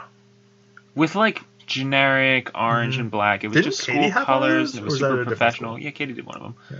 And I don't know if by the time we got there, they would regularly paint the walls white and have students put up new things. Sure. But just one year, they just, fucking went with really nice, precise, generic school wrap color fucking shit of cheap stuff and whatever all over just over everything.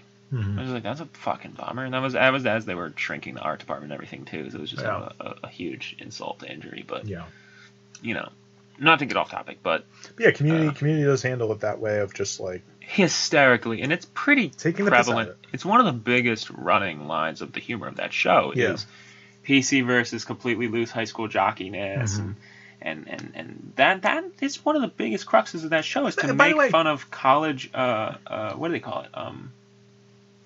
When you think you're above someone, what the hell is that word? We're running out of simple words tonight. Arrogance, just it wasn't the one I was thinking of, but college arrogance that just sort of fucking Well, look. Their Dan Harmon's later show, why are we running out of every fucking word? Rick and Morty. I forgot that's also doesn't necessarily make fun of woke all that often. In particular, I haven't seen enough of it yet to say that for sure, but it does play with the conflict divisions, and Rick Sanchez, the scientist, is a very libertarian character, and so he's scientific, and postmodernism is anti-science, and he's very often, in the first episode, he's shitting on bureaucrats, and and it's just funny because my old professor, who is if not a postmodernist, very sympathetic, but I would put him in the sophist structure camp. That's what he's doing at that school with that department and so forth. That's the goal that he has, is the woke stuff. We're learning about how the MP3 file format is racist. It's excluding of blacks because white people made the format, and they must have. The compression algorithm probably compresses out sounds that black people like. Right, it was like tested on a So boardroom silly. table of 4 And white on, old guys and on, eating a white mayonnaise music, sandwich. And it's like, yeah, right. Using the song. Wasn't it Tom's Diner by... Yeah. Which, by the way, a weird one to pick out of everything because blacks perform very well in the music industry, with MP3 files in particular. And it was like a song music. that was nothing like any other song. It was like an acapella, fucking with no drums and stuff. Like, why would that be? And it's not testing the limits. And of it's compression. technologically and digitally illiterate because it's not what compression is and how it works. They're not picking out sounds they like or don't like. It's effectively a continuum. If you can find a quantum, and I'm sure you can, of smallest difference between two frequencies, if you get down to quantum physics of it or something. The point is, it's so small and therefore so pseudo smooth that it's effectively a continuum, and the human ear, the biology of it, certainly cannot hear the smallest physical difference between frequencies. I don't care how great that particular human happens to be and at it. And some people are certainly, there's going to be variance. And so the whole point of compression is to choose a amount of those deltas to choose. You could say remove deltas, or to say make that delta so just big enough that you can't notice that you're removing frequencies. Mm-hmm. And that way you have to store less, and it's a smaller file format. It's the whole game.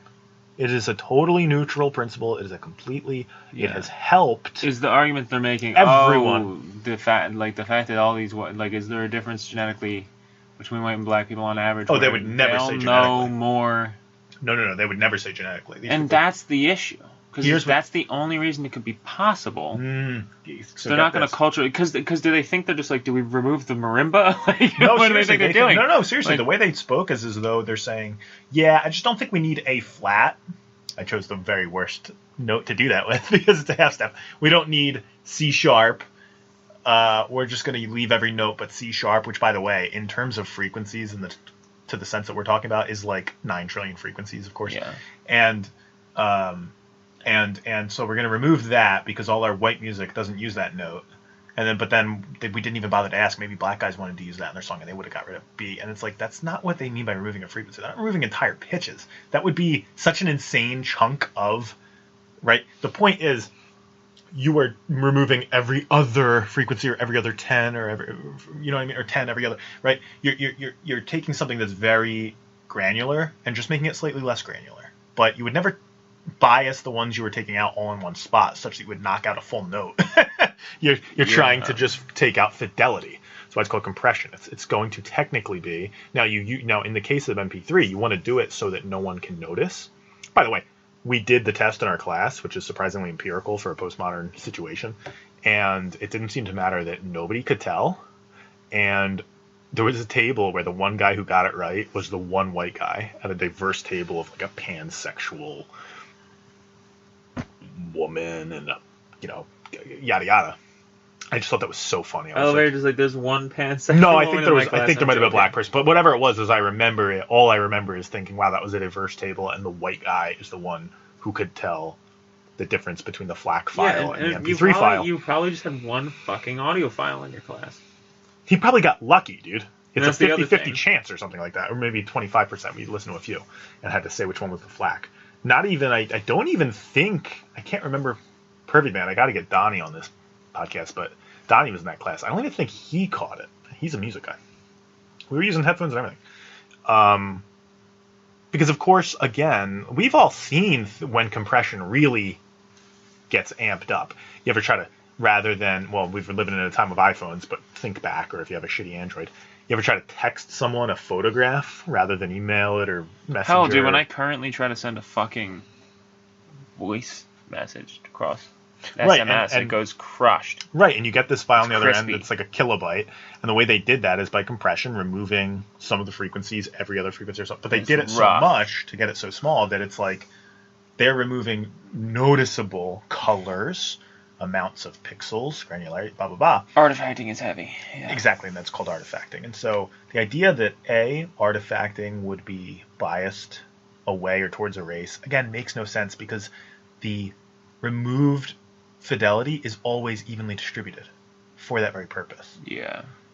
I think that's the best way I can put that. I hope people at home understand what I mean by that. But it means that if I'm removing half of all frequencies, those are never, that number of frequencies is never clumped in one spot such that I'm removing the B note. It's evenly distributed. I'm taking frequencies from the whole spectrum to just make it slightly less smooth, but you can still hit any note you want to hit. It's just technically more that there's more of a difference between each frequency, higher or lower, that you can store. That way it doesn't take up too much space. And by the way, that's not all compression is doing. Compression is also when you're being smart, and I can't speak directly to the MP3 file format, but like... But are you saying that, do you hypothesize that nobody can tell the difference between a FLAC file and or a WAV file and an MP3? Not no one. Reliably. Not no one. I hypothesized a couple of things. One, most people can't, and that's by design. Yeah. Obviously, it's the point. Two, people who can often are going to just be people who got lucky or being snobby. If Which you can means find they can't, someone, right? Well, if we're saying they have to be able to do it over and over again in an iterated game, can someone in the world do it over and over in an iterated game? Probably with above chance. I still don't think they would be anywhere near 100%, but I'd be fucking surprised if they could do it above chance. But some of them will be able to. Some of them will have that ear. Some of them can train their ear. Whatever it is, my point is that it's on purpose designed such that it will not be the norm that you can tell, and it will not have any bias in who can tell. And then from there, it will never bother anyone who can tell. Yeah. Literally never. No one who can hear the difference, which, by the way, they would have had to explicitly and purposely train to hear, will then go, I just can't listen to MP3 files. If they're doing that, they're lying. They're a snob and they're lying. I can only listen to FLAC. I can't listen to MP3. Yeah. Nope. That was like Chris at my old job. Yeah, no chance in hell. And, by the way, I like bet an audio file and all. I bet he literally couldn't hear the difference. I could be wrong, but I bet that was all fluff. Yeah. People create ideas about themselves and then pretend. Well, they even get themselves deluded when you listen to stuff that close over and over again. You start to go, I can tell the difference now. Right, but again, if I could just blind test him, man. Yeah. That's what someone blind tested me on Coca Pepsi and I couldn't get it. Yeah, that was JC, I blew a lot of smoke about that, yeah. Right. In the desert. I think I could get that one. But that gives me a lot of pause. Would. Pepsi's very sweet. I really thought I would. Now, we also did it with the ones I'm not as familiar with. We did it with because they both were the Mexican cane sugar version. Oh, interesting. And I wonder if that threw me off. Interesting. That's interesting. Well, anyway. We we just went down a big tangent. Does this float us into the rock thing? I think it does, on accident. We might as well. Yeah. We'll talk about Community sometime. Yeah. Well, we have to watch more of it anyway. This isn't directly what I'm talking about, but it's kind of what got me on the path. I just, on the day that I'm finishing the Jim Carrey book, the Chuck Berry autobiography comes in the mail. Obviously a controversial guy. Obviously largely considered, one of the forefathers rock and roll inventors of the 50s, alongside guys like, Elvis, Carl Perkins, all that. I've found myself on a little bit of a... What do you call that? Like a voyage to understand your ancestry? Like a rites of passage? Yeah, you could say that. I found myself... I don't want to get too grandeur-esque about my fucking music listening, but I've kind of been restrictively and specifically listening to music for like a decade straight.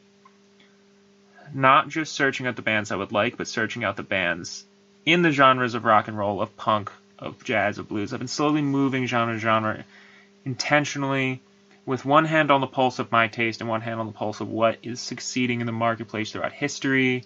I'm going, I'll go on tangents down a genre like pop punk and really dig into that, or emo for a while. I'll go down the tangent of a decade and I'll find the songs that really hit during that decade. What are the sounds and trends that landed in different decades or different periods? What brought about genre splits, subgenres, all that stuff. I've been just kind of digging into listening and trying to always have it guided by something. Am I looking at a genre? Am I looking at an artist? Am I looking at a group of artists from a certain... Is it because of an area or a time period or a movement or a genre? And in doing so, I feel like I've been slowly working back to this moment I'm starting to hit, which is sort of the inception between the 40s and 50s of the modern pop rock dynamic that we know so well by now. And that's all I can listen to. Yeah. And it kind of brought me up on this kind of hobby horse against a point of view that I think is shallow and a little bit anger-based and a little bit ignorant about rock music, which is that there's two, I think, tenets of it. And one is that rock and roll is purely black music. Forever. That's it. Period. They own that. And that just white men just stole it, and then that's why people like it, and they hate black people, and they just want black music from white bodies, is one thing I heard once. And this might be... I guess black music from non-black bodies. And that was a woman complaining about when the Hawaiian Puerto Rican guy, Bruno Mars, swept all the major categories in the Grammys with an album that was essentially a love letter to essentially black music of the 90s via neo-soul and R&B and all that shit. Boys to Men kind of stuff. Fantastic record. Heavily homage-based. Clear influences. No plagiarism, as far as I'm aware. And I guess it got me on this... I have a summative hypothesis, I guess, about this whole thing. Is that a word? Summative? But that it seems like...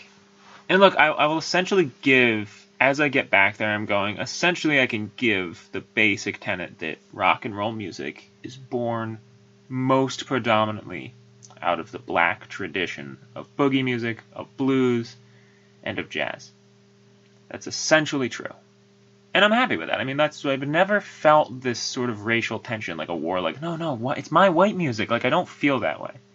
And I think I was putting a lot of texts out to my girlfriend because I was really trying to get my opinion together, and I find it easy to shoot it at someone about how I feel. You don't really get to choose. When you choose and have an affinity for a certain art or something that you care about, and I've found that affinity in rock. I'm a musician. I care about writing music and listening to it and studying it. You find yourself with the keys to a set of godfathers. And you've been doing this yourself with comedy and with science and those things. And you don't really get to choose who those people are. And your claim to them as some sort of forefathers is going to be based on what you do, right? It's going to be based on... I'm going to interrupt you just because this is opening up so many different thoughts, and I want to try and get some of them out before we continue. Yes, one is that, which is... Well, it all kind of ties together. So let's just get this little detail out of the way. We were talking about language earlier, and this idea of using the word bodies, people have mentioned this over the years. Like it. Is the woke stuff, the progressive woke stuff. It's a little gross and dehumanizing. It's dehumanizing. They're supposed to be the great humanizing thing, and it's like they're always talking about black bodies and LGBTQ bodies, and you're like, stop calling people bodies. It's fucking weird. They're not cadavers.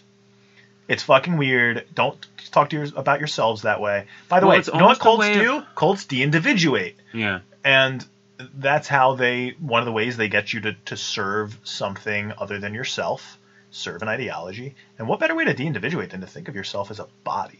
Mm-hmm. They also constantly... Does Jim Carrey not do that quite a bit in this book? Well, he's trying to get rid of the ego and the persona, and they go too far with that because oftentimes they're trying to get away from the individual, which is what libertarians see as the unit, whereas they often see this collectivist, groupish, moving more towards a communist thing. It's like a soul spirit of a group of people. Yeah, and actually that does tie into New Age a bit, because New Age has that idea of the either one soul or there's some kind of soul ether that we're all tuning into. We're all kind of radios. I forget who comes up with that. But so that's one thing, to get that out of the way. The other thing is this idea of cultural appropriation and the flip side of that coin, which, by the way, always means cultural misappropriation. There's never... Yes, it's a negative connotated, essentially a negative defined term in these days. That's the flip side of that is this idea, and I forget what they call it, but the idea is, they call it sometimes representation. The idea is that young children cannot, if they cannot find a hero in a given field that looks like them, talks like them, sounds like them, blah, blah, they won't know that they're capable of doing it, and they'll never have that dream. And so they try to say, this is why there's no black female physicists. Mm-hmm. Now, whether or not there's a kernel of truth to that, I am nearly certain that it's a terrible first approximation and basically false, right? Because, that's not how children even think. You know what I mean? Like, I don't even know who's coming up with this stuff. We're trying to teach them to think that way, if we can even do that. Well, this is the other thing. To get back to the iron law of woke projection, you'll just find, and you'll never find a conservative say it doesn't matter what color they are, but you'll just find progressives, particularly ones that are not straight white males, walking around saying, no, that's what it was like for me growing up. And I'm like, I hate to be this guy. I don't believe you. This 100% looks like something that just in recent years, because none of us ever heard of it before, we're taught to go do revisionist history, and they do revisionist history at the historical level. Why not do it at the personal level? Taught to go back and reinterpret your own childhood and life. Everything they do is weirdly to serve an ideology. It doesn't come across as a natural, it doesn't come across like someone who heard something like, oh my God, that explains something I've felt my whole life. It comes across as someone who learned to just graft something onto their life.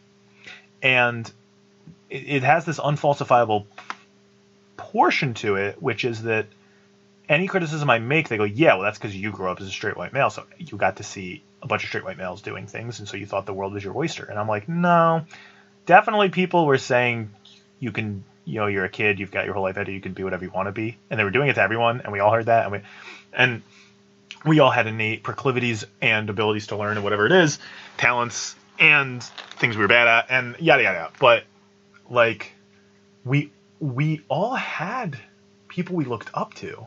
How many kids, white kids, hero was Mike Tyson? How many? It has to be an obscene number. Well, look at our brother Mike. When he was, into boxing, when boxing was his dream, when he was paying for pay-per-view matches, when he was fighting amateur matches, when he was training, the majority, because a lot of the greats of boxing were black, the majority of his heroes were black. Right. That's just what it is. Who are Eminem's heroes? I don't actually know the answer to that, but I'm I fairly don't know for certain. Sure, but they must all be black, right. Basically, right? Right. He was the first genuinely respected, besides the Beastie Boys, the first genuinely respected white rapper. And by the way, do we suddenly think that Eminem opened up rap to white people in some huge and insane way, and now young kids can see themselves as rappers because of him? Dude, every white kid I meet, and I'm not saying they're becoming rappers, but every white kid I meet who likes rap, no one's talking about Eminem. They all love black rappers. Yeah, there's a degree to which, because of the push that we're talking about against that, he did open up the door for the mainstream respecting a white rapper. Which, by the way, Beastie Boys did a little bit more than him, but like we were literally trying to stamp them out for some and that's time. a different mechanism. And that's a different mechanism. It's an intentional. That's not kids seeing something and that making them think they can do it. That's the powers that be. There's an intentional allowing you in or not, and people are going for it. Right. They're really. And so pushing that narrative, like, oh, that's a phony. And that so is not. That would be saying that the college doesn't let a black kid who wants to, and who loves Einstein, for example, become a physicist.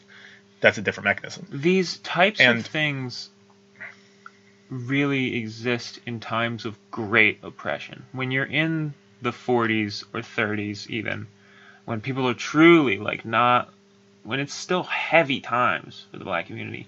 In those days, when you see a guy become a star as a black man, you probably go, that'll oh my give you hope. God, there's a hope there. Yeah. That doesn't mean that every one of those guys existed in a quote-unquote black vacuum. And it doesn't they mean, had guys they based their music on and thought were great that were white. And it doesn't mean that a child in 2021 North America doesn't watch Pirates of the Caribbean. I'm like already dating what I just said because I grew up in like early 2000s, but doesn't watch Pirates of the Caribbean and go, I want to be Captain Jack Sparrow. Like there was no black kids really who wanted to be Captain Jack Sparrow. And fucking me and Chris Brown wanted to be Ninja Turtles. They were green animals, dude. Like, forgive me if I ask for a moment. My childhood friend's name was Chris Brown, by the way. Not Chris Brown.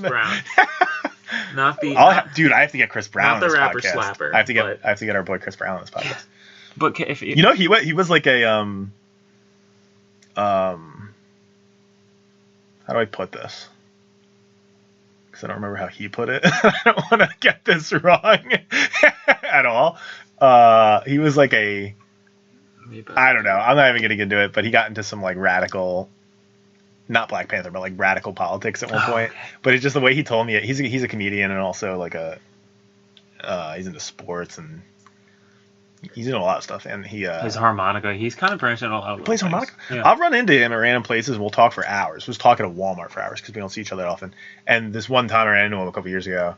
He was like, he told me, I don't know how I'm supposed to tell this. I don't think it's bad, but he got an injury in sports or something, so he couldn't play sports. So he was just like bedridden for a while, and he was like, yeah, man, it was weird. Like while I was on the bed, I became like a radicalized, like, like pro-black, whatever, and then like got over it after. I just thought it was so funny. That's hysterical. It's like a woman gets like an injury in field hockey, and then like when she's on the bed, she's suddenly like reading Judith Butler and like screaming about the patriarchy. But then when her leg's healed, she's like, fuck it, it's fine. Capitalism's good again. Quick moment to finish my idea on forefathers and then parlay it. Sure. It's probably a few minutes to just a pure thought here. Like I was saying, I have to stop talking about people out here where they're nowhere nearby to fact check me and defend themselves. Debasing people you don't know. But I love Chris Brown, man. But debasing. But I'm not debasing him. It's fucking one of the funniest things he ever told me. I think this is the way I usually try to take this. It's a semi-emotional approach to trying to deconstruct this idea of cultural appropriation, in that we are all aware, and we know that when we see them, not to start throwing rules that way, we don't use that phrase in law, but we all know there are more and less tasteful situations in which people borrow from other cultures, and some of them are embarrassing. Namely, so getting back to the kernel of truth. Namely guys like, the head of Canada, going in brown face to be an Indian or whatever he's doing, but because he just loves them. He shows up to business meetings in a fucking like guru, whatever the fuck, sorry. Right, and he's the one where all the people of the other cultures are wearing suits and ties because they're businessmen. It's Justin Trudeau. Trudeau, there you go. But forget all that. I guess this is my way of kind of, at least in my field of rock, breaking down iterative culture, why that is the only way culture exists, and so why the term that defaces. I believe the term in the sociological literature is cumulative culture, and this is understood to be the science of what culture is and where it's from, and there is, particularly in a world that's continually globalized and has been, there is no isolated anymore, and for a very long time. But even if you went back, like of course Japan was isolated from Native Americans for much of those histories, but Greeks, Egyptians, you had Alexandria as a hub of multiple cultures, and they quote unquote stole from each other because this idea of like dude, these people, ideas, if you want to these people fucking hate capitalism and they hate property and ownership, but then intellectual property for a group, not even a person. So somehow because here's the thing, and I said this years ago, and you're saying it with the music now. I do happen to have some Ashkenazi Jewish ancestry, not a lot, and I don't care, and German, but none of that has to do with why I like Einstein. And you can find many people of the same genetic heritage and from the same time period who were Nazis or Nazi sympathizers or whatever. I mean, usually without the Jewish part, but roll with me, and I don't feel any closeness to them. What I feel is and by the way, other physicists. But I go, no, I think Einstein was right about some things. That I'm going outside the mainstream now because you try to make contributions and stuff. There's like science, which is to a lot of people is, can you learn and repeat the facts that are already basically known? And then there's science, like people who actually want to participate and contribute and come up with ideas and make arguments. Are you creative? Can you come up with an idea? Can you make discoveries? And there's a lot of Einsteinian ideas that are rejected by the scientific community. And I go, oh, he's on to a kind of philosophy of science that I think is correct, and it comes naturally to me and always did. And I don't like the way many of the others, quantum physicists usually, are going against that, and he fought against it. But then, of course, his contributions we all love, like general relativity, and it's just like, that is the thing that makes me want to carry that torch. It's thank God it's nothing to do with. And me and Ty talked about this. That's America. Ty's like, I'm not related to the fucking founding fathers, 1776 guys. He's like, I'm an Italian. Yeah. None of them are Italian. Like, it's the cultural. And that's what I think that when you get to something, race is one of the most base reasons to feel a connection to something. Yes. It can be a reason. And look, here's the thing. Everyone feels, and I feel a claim to something of New Jersey. I do have an affinity for Springsteens and such because they bring up places I know. There's something to that. I have an affinity for the American culture. Though it's weaker in me than many, if I visited, say, Ireland and Egypt, I would probably have a certain feeling about Ireland, a certain pilgrimage feeling about it. Yeah. For a genetic reason. And yet, if I were to visit like the remains of the Library of Alexandria, I would have a way stronger feeling about that cultural inheritance. Look, well, here's the thing. I feel like all of these things are fine enough reasons to feel a connection to something as long as they're constructive. When you start deconstructing, it becomes problematic.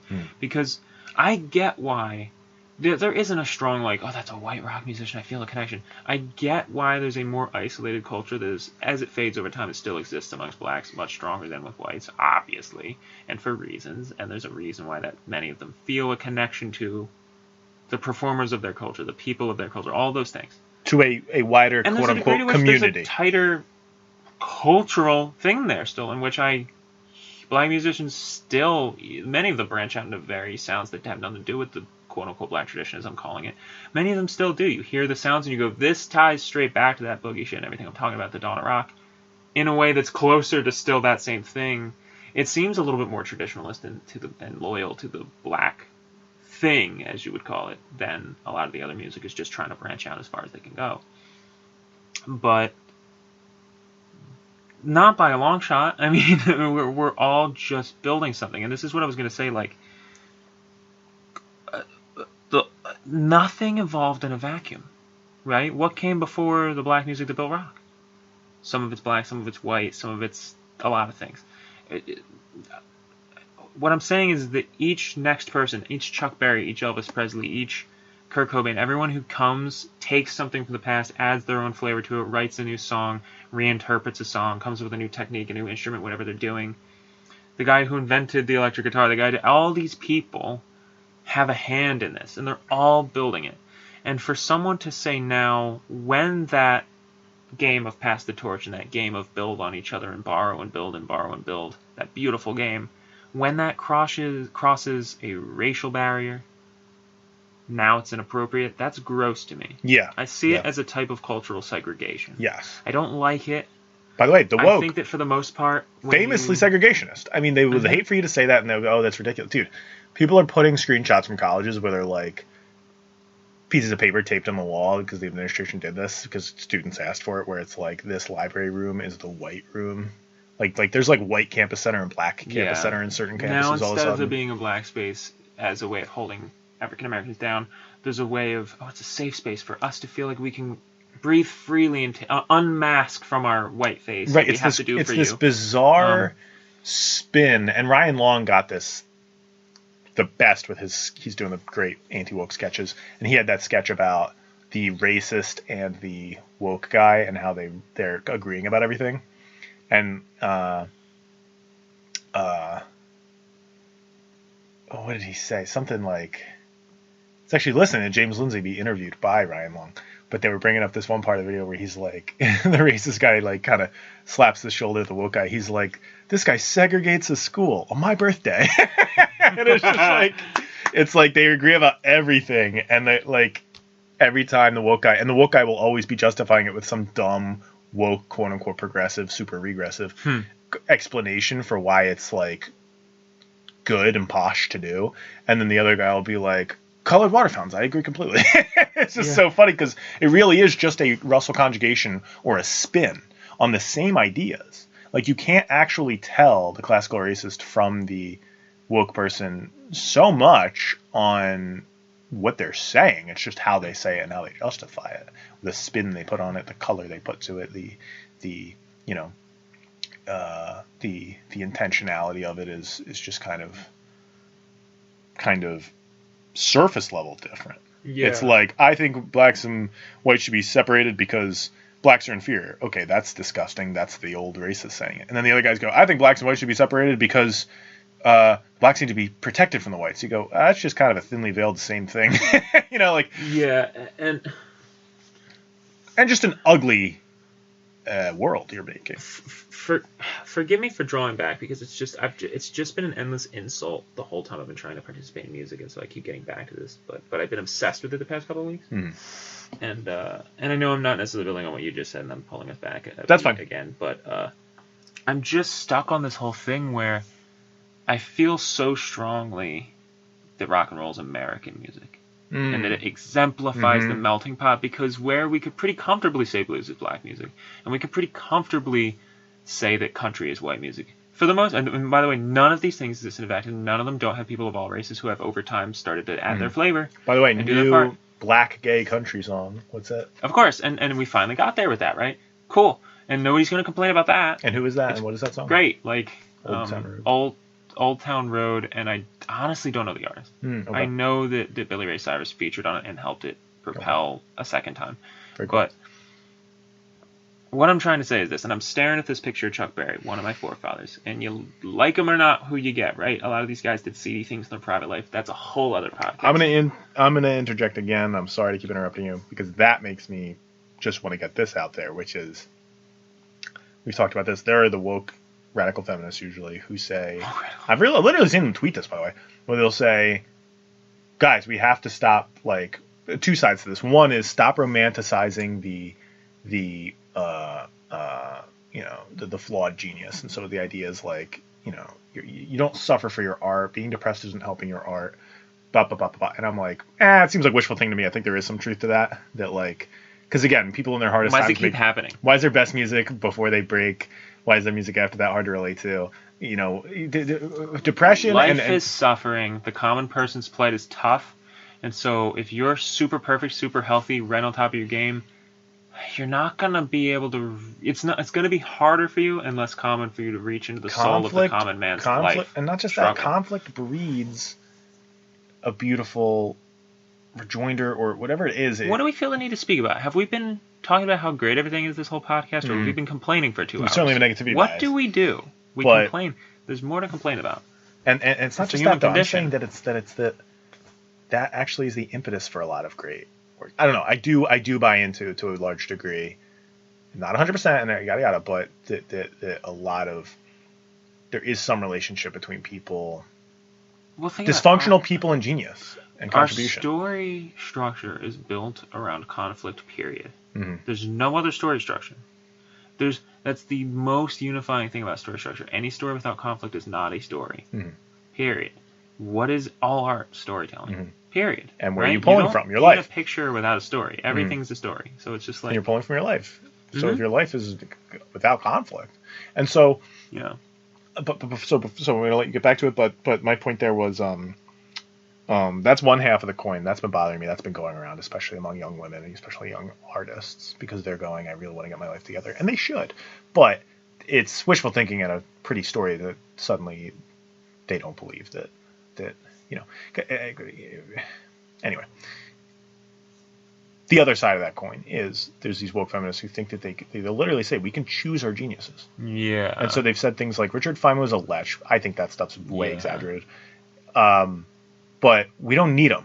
And we don't need to keep putting up with bad men today because of their genius. Mm-hmm. Kernel of truth, we shouldn't be sitting here going, well, it's Einstein, so we're going to turn our cheek that he's touching students. Of course, kernel of truth. But the fact is, if you nix Einstein completely before he can make his discovery, or you decide you're going to stick your head in the sand if he makes the discovery and ignore it and look over it, you're going to be waiting a long time for that next person to discover it.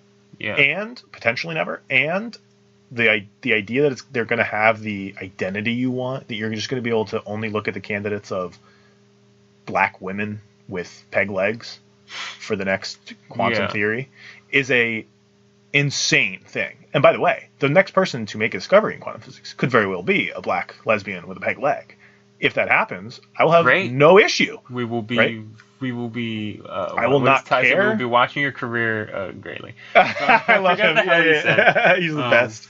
We'll be watching your career with anticipation. What a guy! But God bless him. But that might be that from sentiment. American Psycho. What? Now that I think of it, we'll be watching your career. Something. Don't remember the whole thing. What is wrong with him and Nabil? He's quoting American Psycho. Nabil's like cooking because he likes Hannibal. They're cannibals, but let's get over it. We can get past that. We can talk about Armie Hammer another time. Armie Hammer. Did we just make the fatal error of literally committing libel against two lawyers to be? Harvard. But no, they're not cannibals. What the hell was I talking about? But they're legal animals. No, you were talking about Chuck Berry's been staring into my soul this whole time in this fucking photo. some like weird gay book cover. He's like naked holding his guitar. He definitely decided on that. Looks like he's trying to fuck for sure. Mind you, he wrote this book in prison, and look, I'm glad he's in prison. To my research, it seems like he should have gone to prison. I don't think we should be like. There's a penchant for us to forgive the badness in great. And I believe it, and I understand it, and it's hard not to. It really is. I'm idolizing a man here for one reason, and going... I don't think you have to forgive it. I know that half of this book is about what's wrong. I actually find those characters fascinating largely for that reason. It's not like I'm relishing over here going, I'm glad he did things to people. Well, yeah, I don't like boring characters. I don't want a goody-goody. I want, call me... Look, I love the way Eric Weinstein put it, because... And I'm going to get you back on track in a minute, because my point was that you were saying that people think they can like choose their. You were saying you can't choose. I'm making a dual point, but it's getting split up over a lot of length of time. Yeah. We'll get back to it in a minute, and we'll give you some time on it. My point is that I like and enjoy the dark edge to things. I always did. Yes. In high school, my favorite band is Bare Naked Ladies, and I always wrote about, in my English classes, we were allowed to write about like almost anything we wanted to. And I always write about how I loved that they play up, like this juxtaposition. I love juxtaposition. It'd be like this light, upbeat pop rock band, happy-go-lucky sounds, and not that none of it's in like a minor key or anything, but energetic, happy, fun. And then if you play attention to the lyrics, they're actually somewhat dark. And only some of the songs reveal that, but they at least have a dark tinge. Usually, and that changed over time. It's not like an iron rule with them, although it nearly is. There's like one album where it's not, and even then it has some. But the so that stuff I always liked, and that's where I find deepness. Like other stuff's platitudinal for me. Like the most like boring telling of Jesus is just a platitude. He's just this perfect guy, this and that, and I understand that not to be. It's very likely there is a version of that I like, and it might even be a more classical one. I don't know, but Eric Weinstein took it so far as to say he was like, "Look, I'm a Jew," and he might have even talked about Israel. I can't remember if that's where he was studying physics or something, but he was just like, "We talk about the Heisenberg uncertainty principle. We learn the theories of these men and use their names and honor them, and." Some of these people were Nazis. And he goes, and we're not removing their name. We could just call it the uncertainty principle or, whatever it is. And he was like, and I'm butchering it and I have to find it because he's just a very deep guy. But he put it in just such a beautiful way where he was, you could sort of, having to take the bad with the good and not accepting it or legitimizing the bad part, but just allowing that imperfection to be in some sense a part of the beauty. And, is it Werner von Braun? Like we've got like the guy who like started NASA over here is like an ex-Nazi. Yeah. Whoops. You know what I mean? So many of us find it remarkably unrelated or fascinatingly intertwined.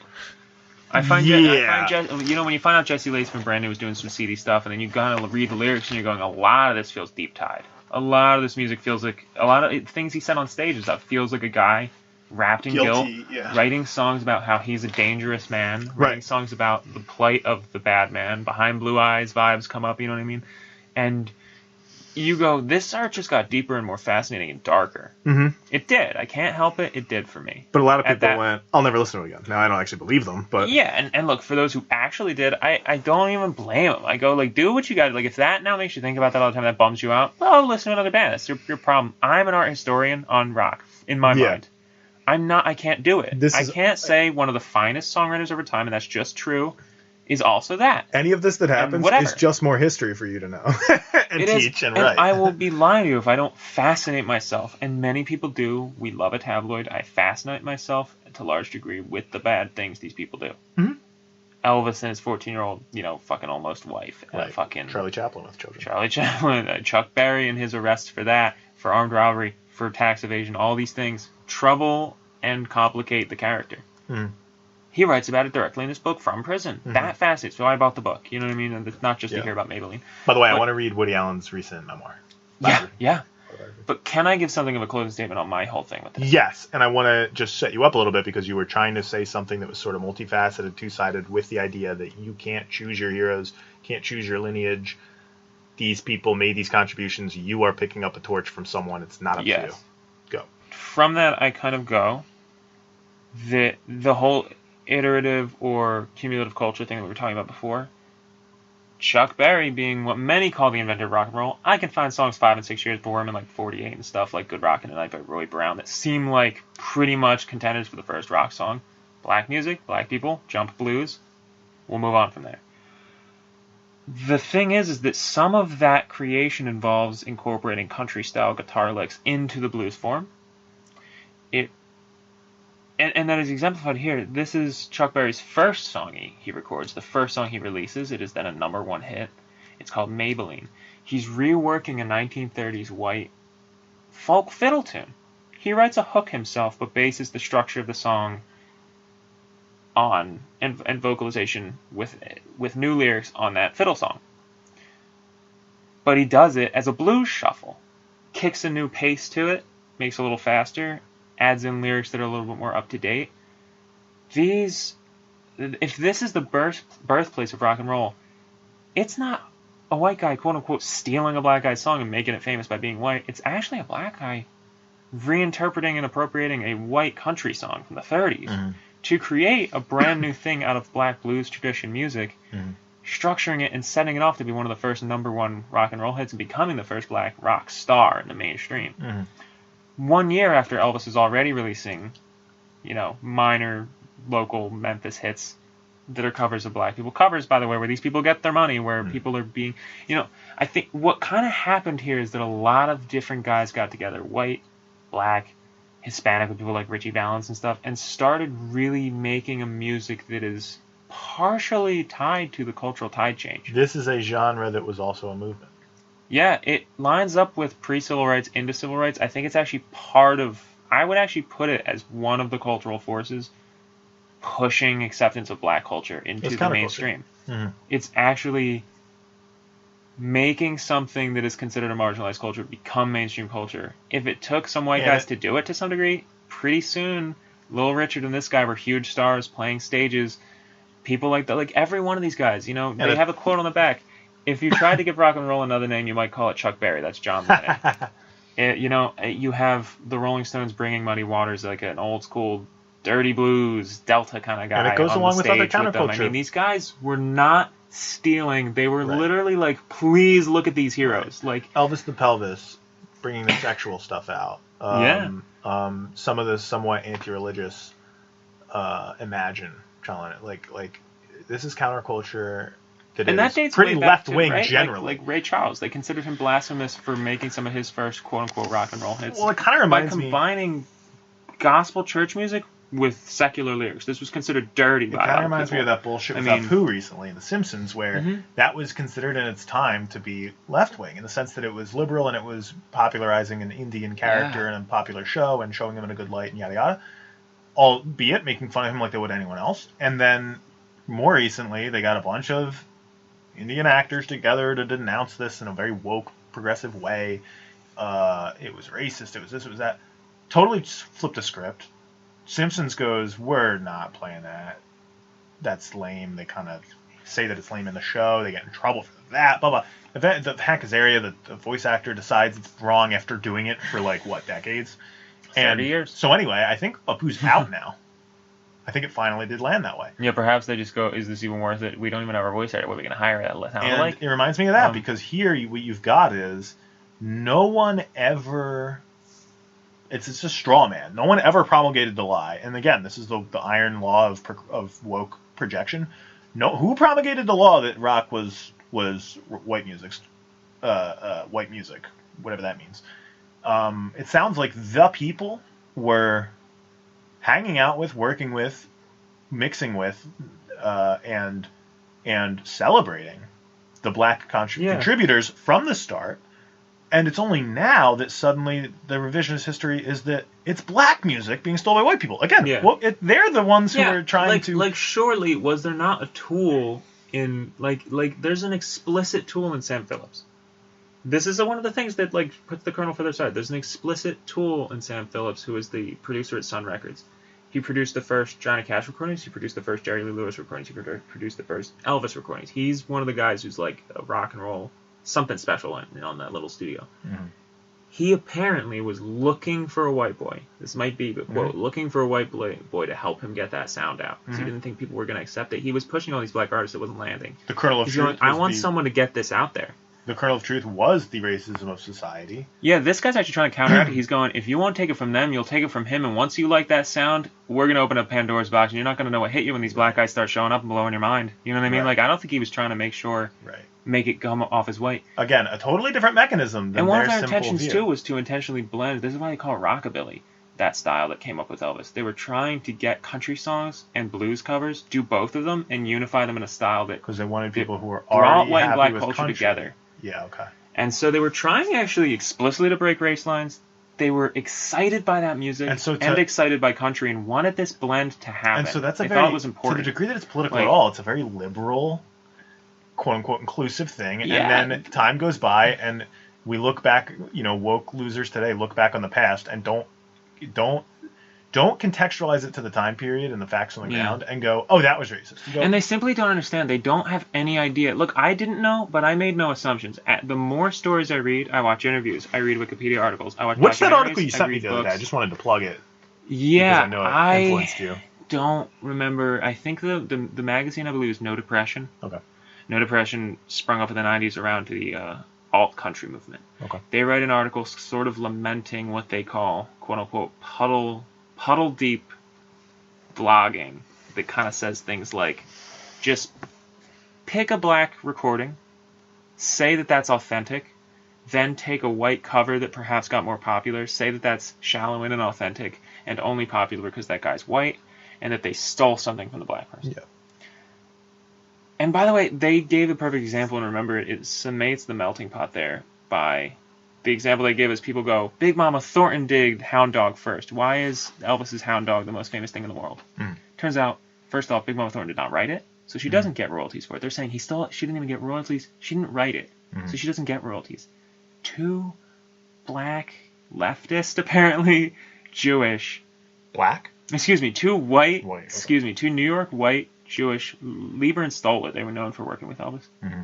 They were two black culture worshipping, apparently leftist, according to these people. Of course. Jews who were writing in the black style wrote a song for Mama Thornton, handed it to her. She does the song. It's a hit for her, by the way. It's like a #2 hit or something. It didn't last the test of time. Apparently, it didn't have the chops for it, or maybe it was because she was black. I don't know.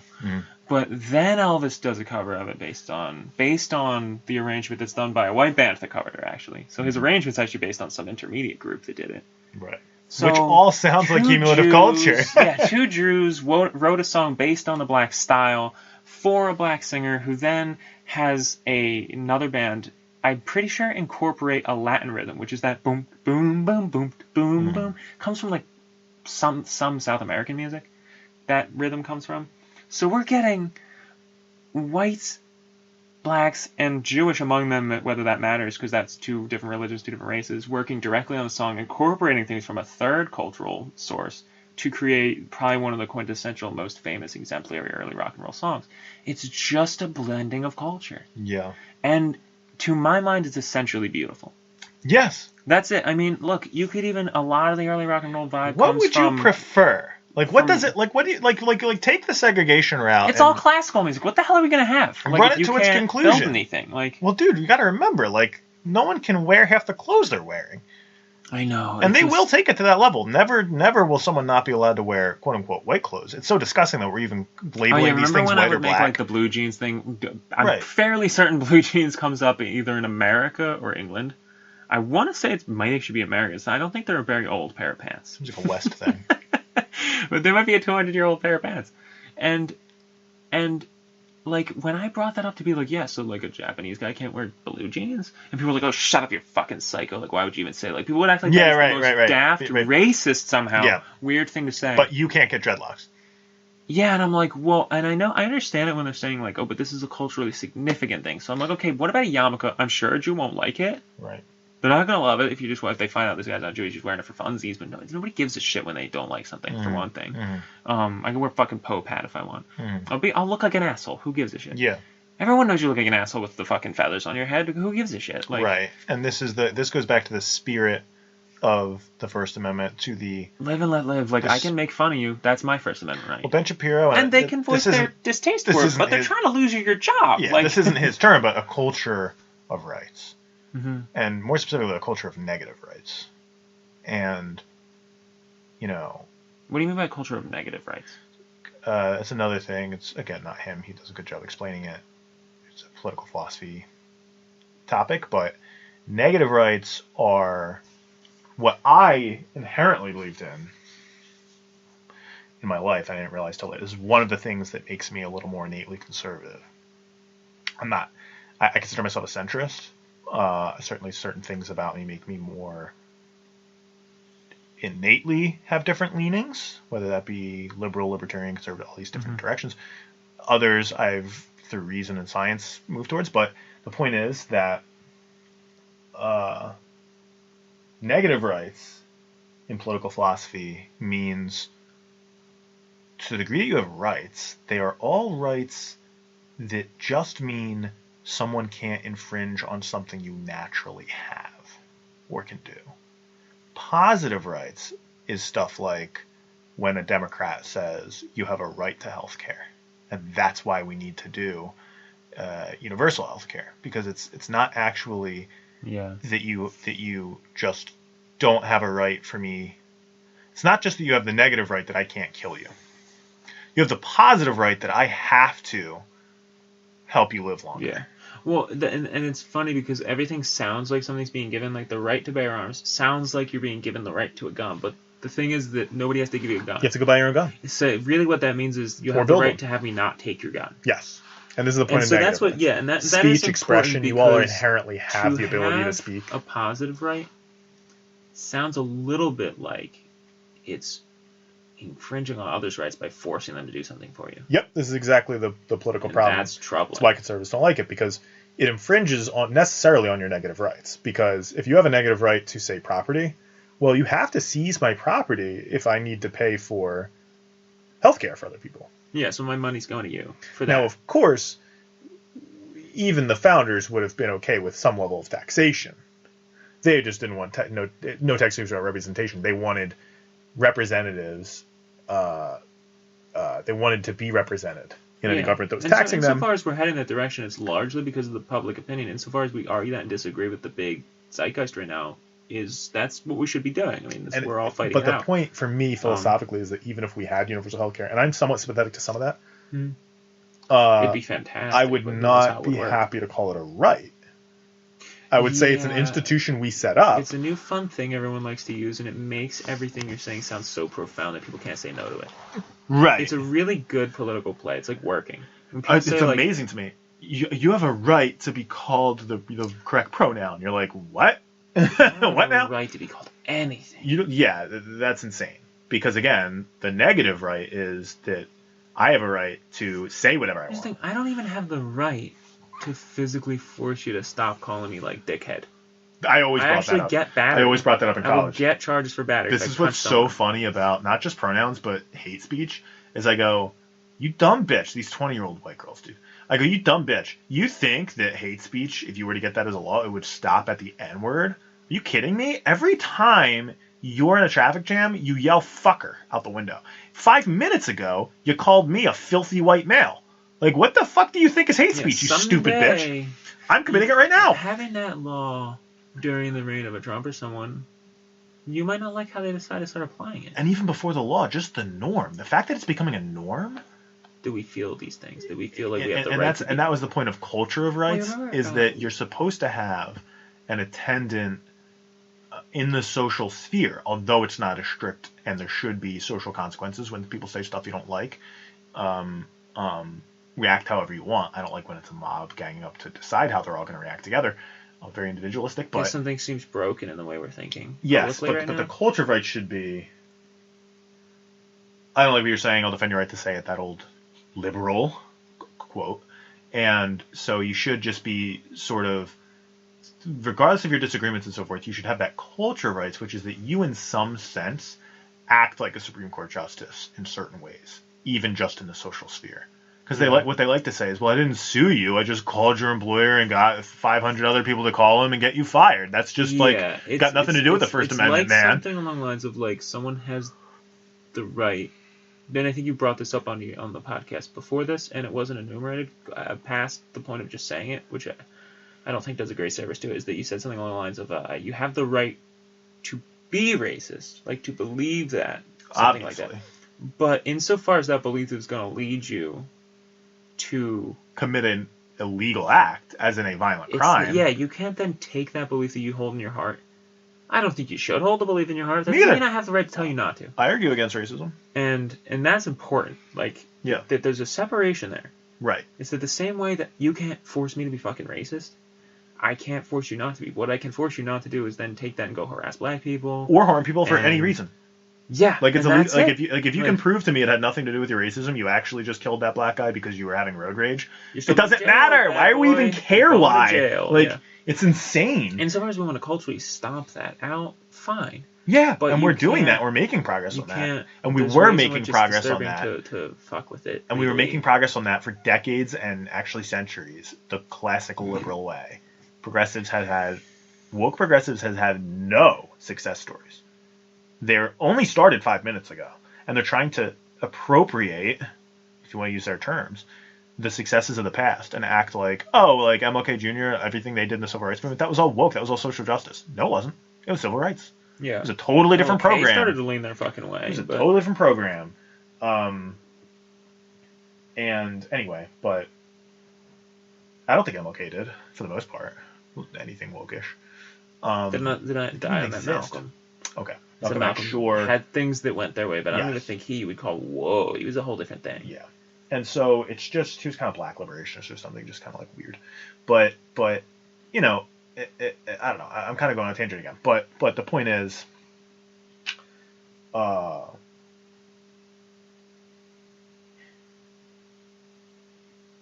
there has to be consistency, neutral principles. You have to run. There's a few programs you should all be naturally running when any claim is made. It should be, how will I feel if this is turned around? Do I want to actually look into who invented the alarm clock, who did the architecture on the building I'm living in? Everything. Make sure that as a black person, I'm in a completely black environment, so that I can force white people to exist in a purely white environment. Is that really something we want to be doing? And why? And what are we doing with color? Why don't we get real about it? Why isn't it Irish sticking to Irish, Italian to Italian? You know, what? Like, this is such a disgusting and stupid. And it goes back to that Ayn Rand quote. And I haven't done any Ayn Rand reading yet. I think it'll be interesting. I think it's, it seems to me pretty clear that she'll be too far extreme libertarian. But isn't it her who has a quote that's like the smallest minority is the individual?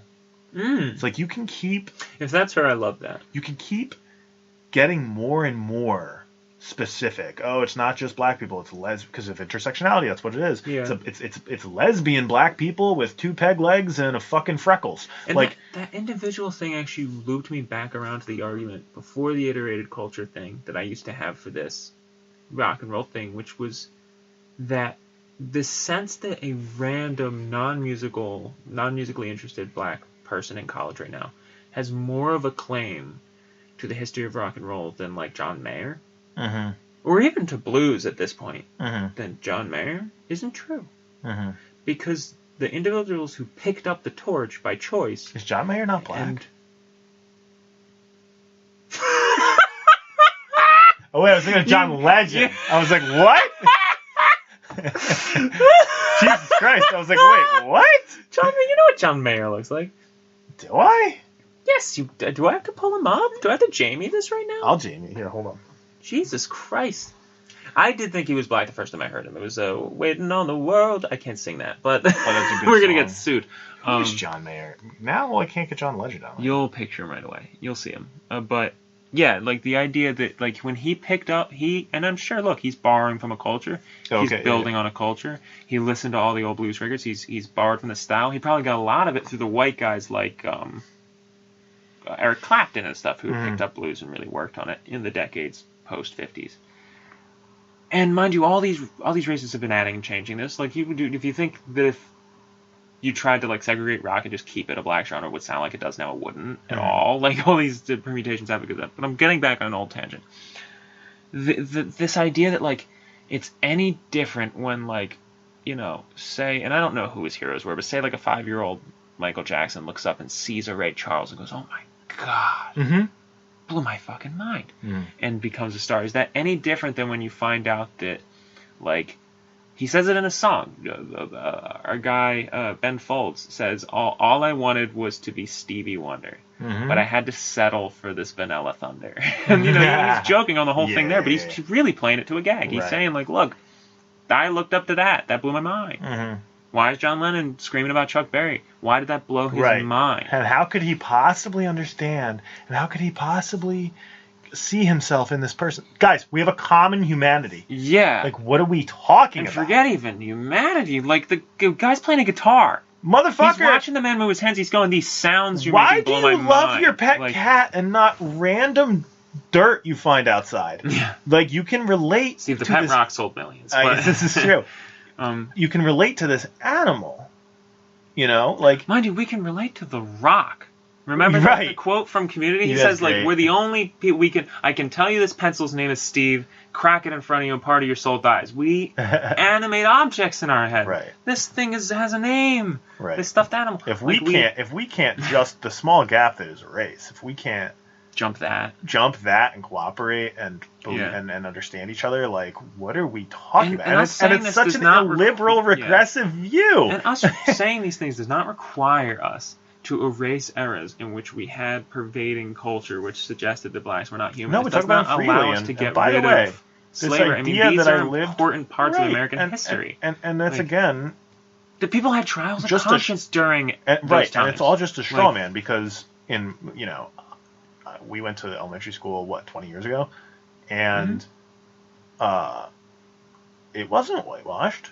No. We spent inordinate amount of times, I would actually say too much, people like MLK and Harriet Tubman. Civil rights movement. I actually literally didn't learn almost anything about the rest of American history. Yeah, we learned about it, but it was like touches. Yeah, every February. We went over and over. Happy Black History Month. Look, man, I love MLK Jr. And I used to love Black History Month in school. I really liked the topic. I don't know what it was. It just struck me. Maybe it was something. It's a powerful topic that struck more emotionally than the other stuff. It's a morally compelling. And they taught it well. When you know a topic already, you're primed for it. If they reteach it every year, it starts to become a story you like. And MLK Jr. is. It was like a folk story. A hell of a man, a hell of a character. Yeah. Beautiful orator. I mean, it's something that you got to recognize that conservatives, modern day conservatives, love that stuff. It's not those with any sense, right? Like I don't think there's this idea that like that period right weird now. Dad character that people have in their head who's like, oh, that MLK was just another one of those. It's like, yeah, guys, that was scumbags. A conservative in 1960 was that guy. They lost. Yeah, it's the same way with like Southerners. People exist now. They don't represent a population by any stretch. Dude, people who believe in lizard people exist. They don't represent a stretch of the population. Many Southerners are the descendants of literal Confederates. We do not impugn people with the crimes of their forefathers, and that more complicated way applies to mimetic forefathers, like we were talking about, in the sense that if your ideology has legitimately abandoned something it used to have, then I'm sorry, you can't just sit here and be like, well, conservatives, were racist in 1910. It's like, yeah, well, actually, so were a lot of progressives at the time. I mean, think about this. And anyway, Ben Shapiro today loves MLK Jr., respects large swaths of the civil rights movement. He might be able to pick out parts of it he doesn't like for reasons that are totally not bigoted to his political philosophy. I don't know. But that is, you have to deal with people on their actual terms, what they're saying and doing. And this is true in any culture. And think about rock music, right? We Kurt Cobain said something like, I'm paraphrasing, but he said something along the lines of like, I heard bands like Led Zeppelin growing up and Aerosmith, and I thought they were amazing. I loved the sounds, and I still do. I still love the sounds and the guitar playing, but at some point it became apparent to me that they were just singing about their cocks. They just wanted to get fucked, and they really were. He's not even wrong. We call it cock rock, but and he's like, and that's not what I wanted to do. But like, even he in that sentence is saying, I incorporated something I got from them into what I do. Right. There's recordings of him playing Led Zeppelin songs at house shows. You know what I mean? And don't get me wrong, there is another side to this, which is... But there's part of him going, I've changed my philosophy. He was like a leftist, feminist, this and that, and he wrote songs like Rape Me that are all about rape protests. And there's another side of this, which is that but he's doing it with the same tools of the music. You can be worried about... we can't have guilt by association, and we're moving in that direction. It's McCarthyism-esque on the woke left this time. But you can reasonably be worried about someone being looking up to someone evil, even if they make some effort to make you think that they're just cherry picking parts they like. Recently was it Green, one of the Republican representatives, freshman, was like, Hitler was right about one thing: the children, whoever controls the children controls the future. And you're just like, Why did you feel Hitler? The need to... What was novel? Hitler didn't do a lot of novel things that weren't killing 6 million Jews. Dude, it's insane. And so, I often made the joke... Life is what you make it, Miley Cyrus. I often make the joke of, like, the woke progressives are so absurd with thinking they could choose their heroes and this and that, and so not nuanced and yada, yada, yada, that if Hitler's journal included the correct equation for quantum gravity, they would burn it and make someone else discover it. That said, on the other side of things, you really don't need to go out of your way to cite Hitler on random, obvious, everyday facts. And so I get it. Sometimes you can be worried, and conservatives are worried often that certain members of the Democratic Party are, associated with Farrakhan. I don't know enough about him, but apparently he's a anti-Semitic kind of philosopher or something. And so, I don't want to push this too far and say that there's no truth to the fact that one can be worried about someone. But again, it's kernels of truth being exaggerated. Mountains and molehills. Yeah, and you need specific evidence on any given case that they aren't just saying they like one thing about someone. Bernie gets this with, he'll seldom say a bad thing about a dictator, but then he'll be like, but you know what? The way he got his people educated. And it's like, okay, well, all right. He's, on the one hand, I'm not super crazy about the fact that, like, he does seem like a communist to me, and a lot of what he says seems like all one. Of his and everyone for us is pushing us that direction. And everyone tells me it's totally a straw man and unfair for you to call him that. And then also he honeymooned in the Soviet Union, and all these things where I'm going, he's not exactly helping his case. But I also have to. Wasn't he singing like "This Land Is Our Land"? This Land Is Your Land. Something like that. Sings that. That's Woody Guthrie. Woody Guthrie is an early American folk song. 20s, 30s. He's radical. Yeah. So that song doesn't even sound like it had to start radical. It sounded like the appropriation was radical where he did it. No, like, it's a radical song. Yeah. Woody Guthrie is like a political leftist songwriter from the earliest ages of American culture. Yeah, that's clearly an anti-property sentiment. He's a hippie before hippies by 30 years. And so, but on the other hand, I also want to respect what Bernie's trying to do in the sense that he will explicitly make that argument. He's one of the only people in a big venue doing it, where he says, What are we, fucking stupid? We can't be nuanced enough to recognize that I'm saying that someone did one thing that was good, that, regardless of the source, we should do it if it is good. So I want to be right on it. Back to the argument of good people do bad things, bad people do good things. You cancel people, do whatever you want to do. Have to be more careful about how we can hate a Harvey Weinstein. You should, but does that mean we don't watch any Miramax film? Does that mean we take Chuck Berry out of the history of rock books? It would be damaging to our understanding of that culture.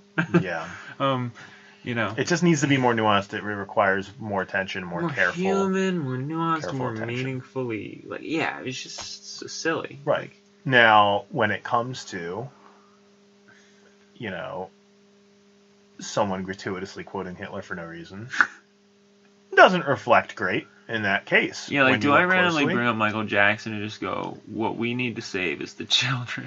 And by the Save way, them for me. it doesn't chiefly make me think she's a Nazi.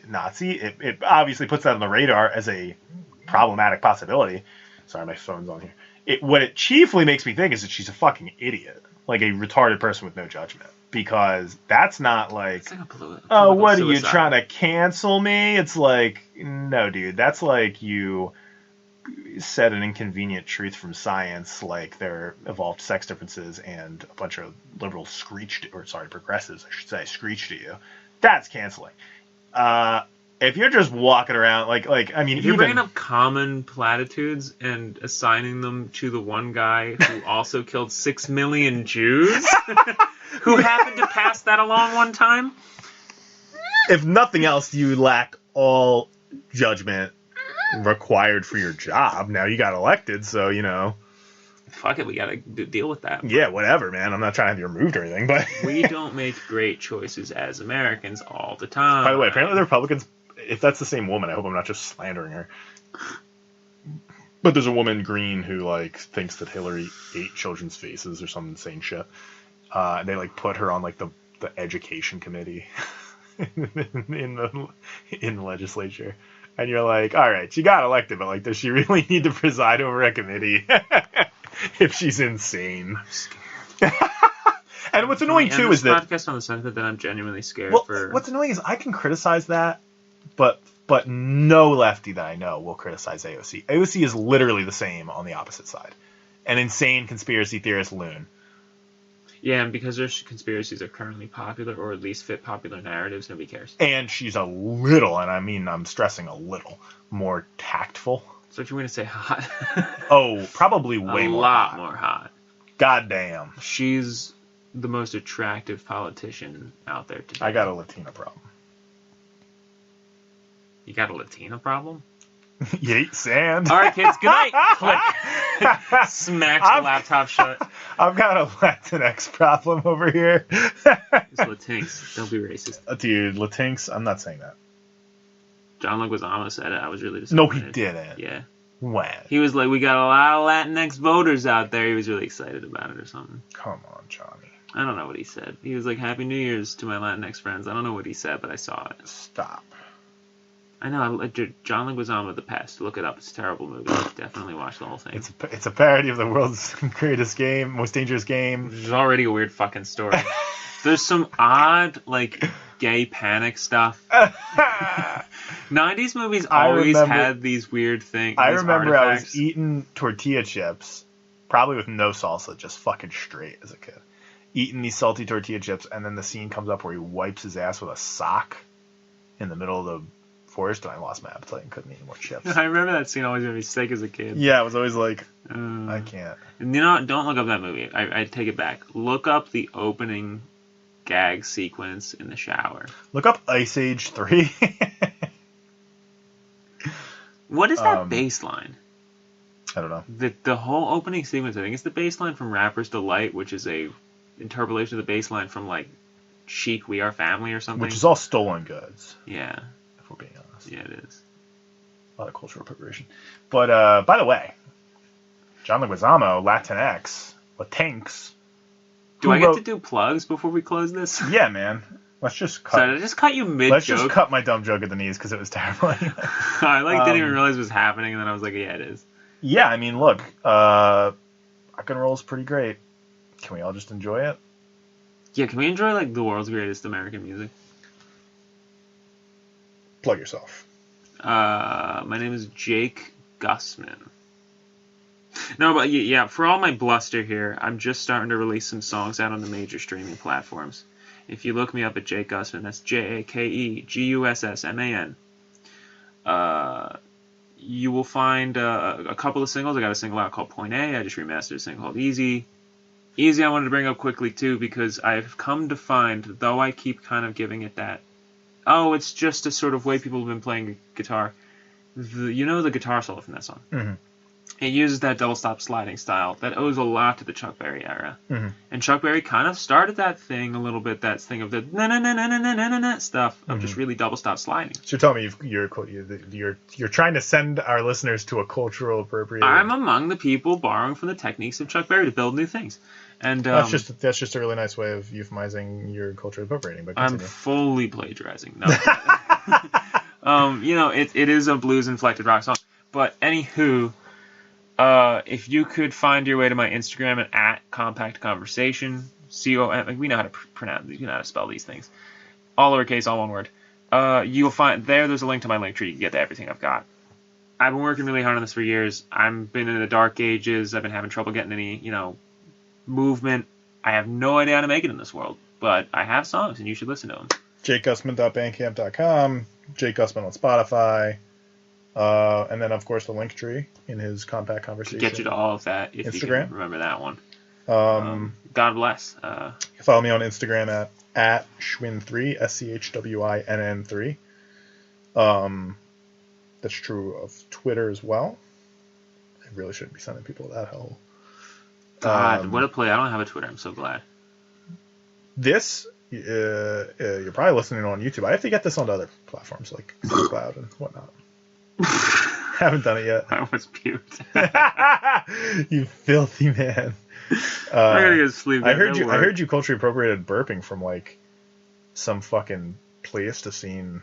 It was from a Chinese dinner table. I was trying to go with some kind of evolutionary joke of like some kind of mole rat in our evolutionary past. No, a naked mole rat would not be in our nothing like that would be in our evolutionary past, because a naked mole rat is the only eusocial mammal, and in fact they are communists. They are genetic clones like the eusocial insects, and they have little colonies. When they burrow down there, some of them are sterile workers. It's a fascinating thing. The fuck are you talking about? And recent research is claiming that they have different dialects, the different populations. These you might call them hives. This is a tangent these people did never expect to have in this late. And the queen apparently teaches them their language dialect. These things like ants?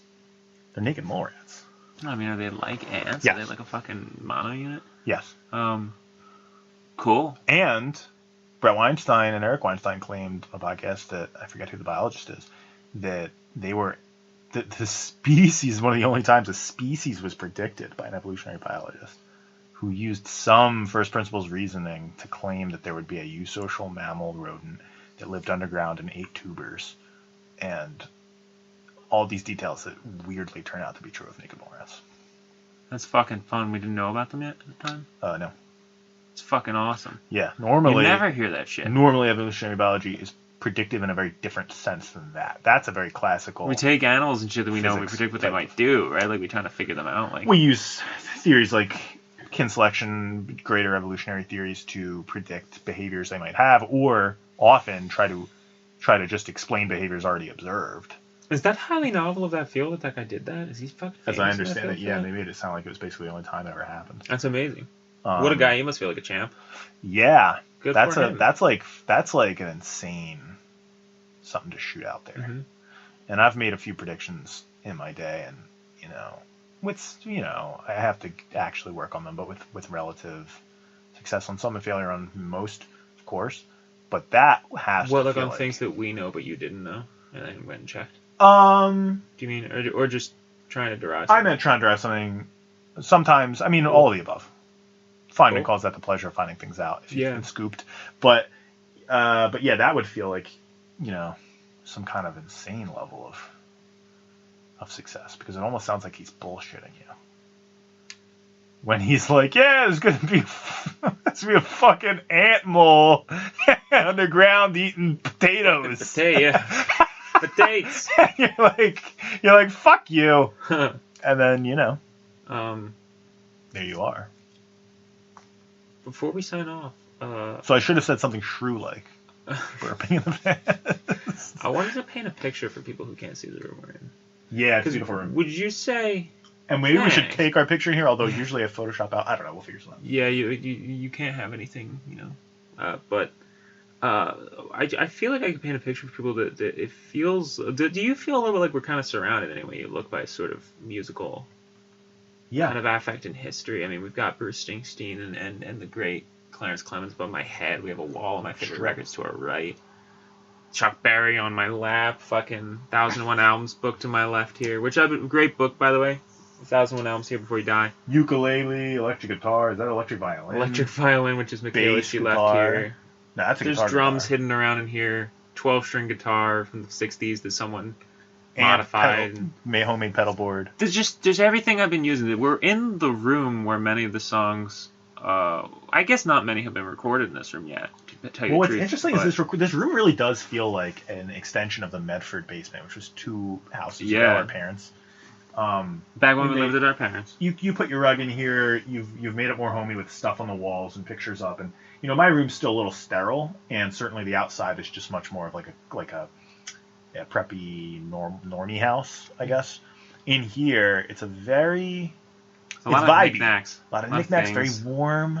Nirvana posters, nice Scott Pilgrim. Browns, reds, and blues, and nice colors. You've got this like patterned thing over your light. I do love. Whenever I would have my girl come over, shout out to Brittany, and I'd be at work and leave her here to do her stuff. I'd come back and something would be changed. She would put random drawings up on the wall. She took like a hippie. What would you call it? Like a tapestry. Yeah. With like suns and patterns, and put it over. I had like a cold, sterile office light in the panel ceiling in here, and she was like, "I hate it. Makes everything white." So she just put this thing over it, and it gives this blue sheen. There's just a fuzzy warmness to the room. It's just bright enough to get it done, but it has a calmness to it. It's kind of like this room's on a lo-fi pedal, And also, the art of our friend Rob is around. Art of Rob? Brittany's art is around. Furniture literally from that basement that I was talking about. Yeah. And it's just, I don't know, it's a room with a lot of character, a lot of comfort. I really have been pushing you, and I want you to do a podcast, and you were saying maybe in here, where you would be our sort of local... I kind of like doing the podcast in this room. Be our local Stern, and you would, and have your own music podcast. I believe I could do. I really do want to drag in some local musicians and talk to them. I may be doing this. Maybe an announcement. Who knows? It'd be nice if it were themed. I'm trying to force people to announce stuff every time they're on here. I had fucking Ty talk about all sorts of shit. Can I actually make a couple of project announcements? Yeah. In speaking about my music, I don't think I gave it a good plug. I told you what it was. I didn't sell it.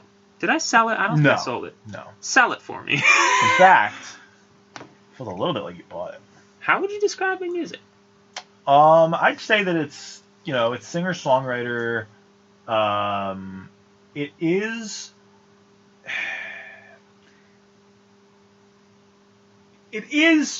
generally speaking, pop rock. I know that's everything. That's not R&B. That's the line. It has emo influences, but only to a point. Yeah, the emo influences are 10%. Deep in my ethos and how I make the music, but they don't show in the face. It isn't like... it's emo influence the way that Pine Grove is emo influence. Yeah. And maybe even less. You're writing stuff. Yeah, there's more classical in me. But I think indie rock is indie is the word I was looking for. Yeah, indie pop and indie rock are big. It's 75% indie, and then the remaining 15 is divvied up between basic... The classical tenets of pop and rock music of American culture. And emo and... I want to say each one you're of eclectic because you eclectically pulls. You're a fan of...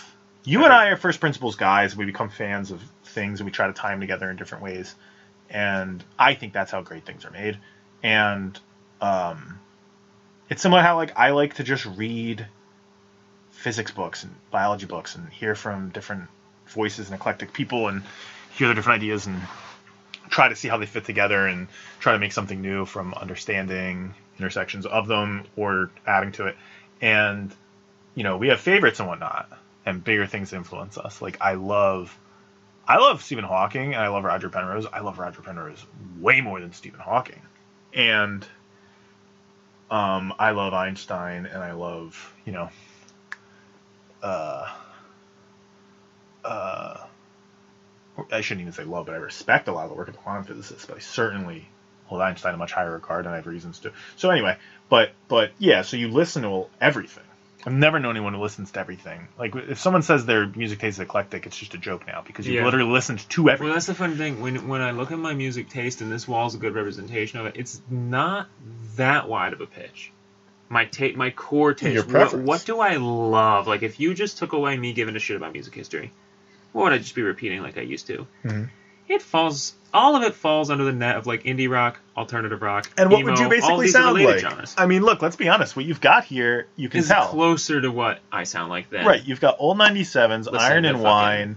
If you just took old 97s, Iron and Wine, and Ben Folds and blended them, you'd already be really close approximation. Yeah, you take a little Death Cab and that sort of stuff. Throw that in That's a there. You massive can even put some influence. ridiculous. So there's other stuff. You can put brand new in there significantly. Yeah, But most of this milieu of alternative rock is home base, and things like punk rock, things like emo, all those things are right next door to alternative rock.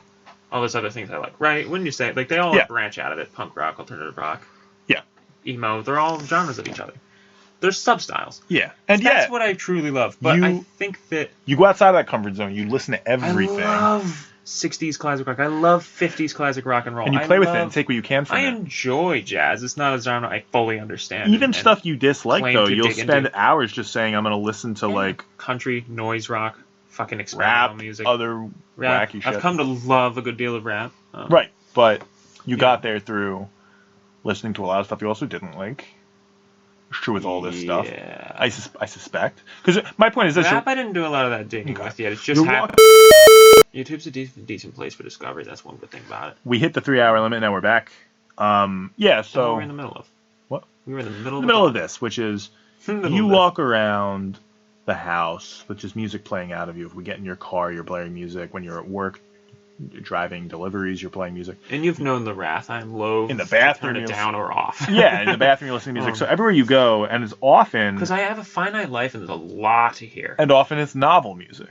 You're saying, let me listen to albums I haven't listened to before. And so, in a similar way, and no way I can do it in that volume because... mind you, almost every single time you hear me listening now, it's the first time I've heard it. Yeah. Or it's the first time I've heard it this week, and I'm listening to it 3 times to remember. And because of media differences, I can't quite be like that, but I have a similar thing, and always have, in like video games, and now in... I'm lucky that mine's passively consumable. Right. I don't have to sit and... And often shorter, and now in science, general knowledge books, where I'm just trying to take in as much as I can of quality stuff and learn as much as I can, and then that'll help me contribute if I can contribute. And I think that it just gives you a nice wide.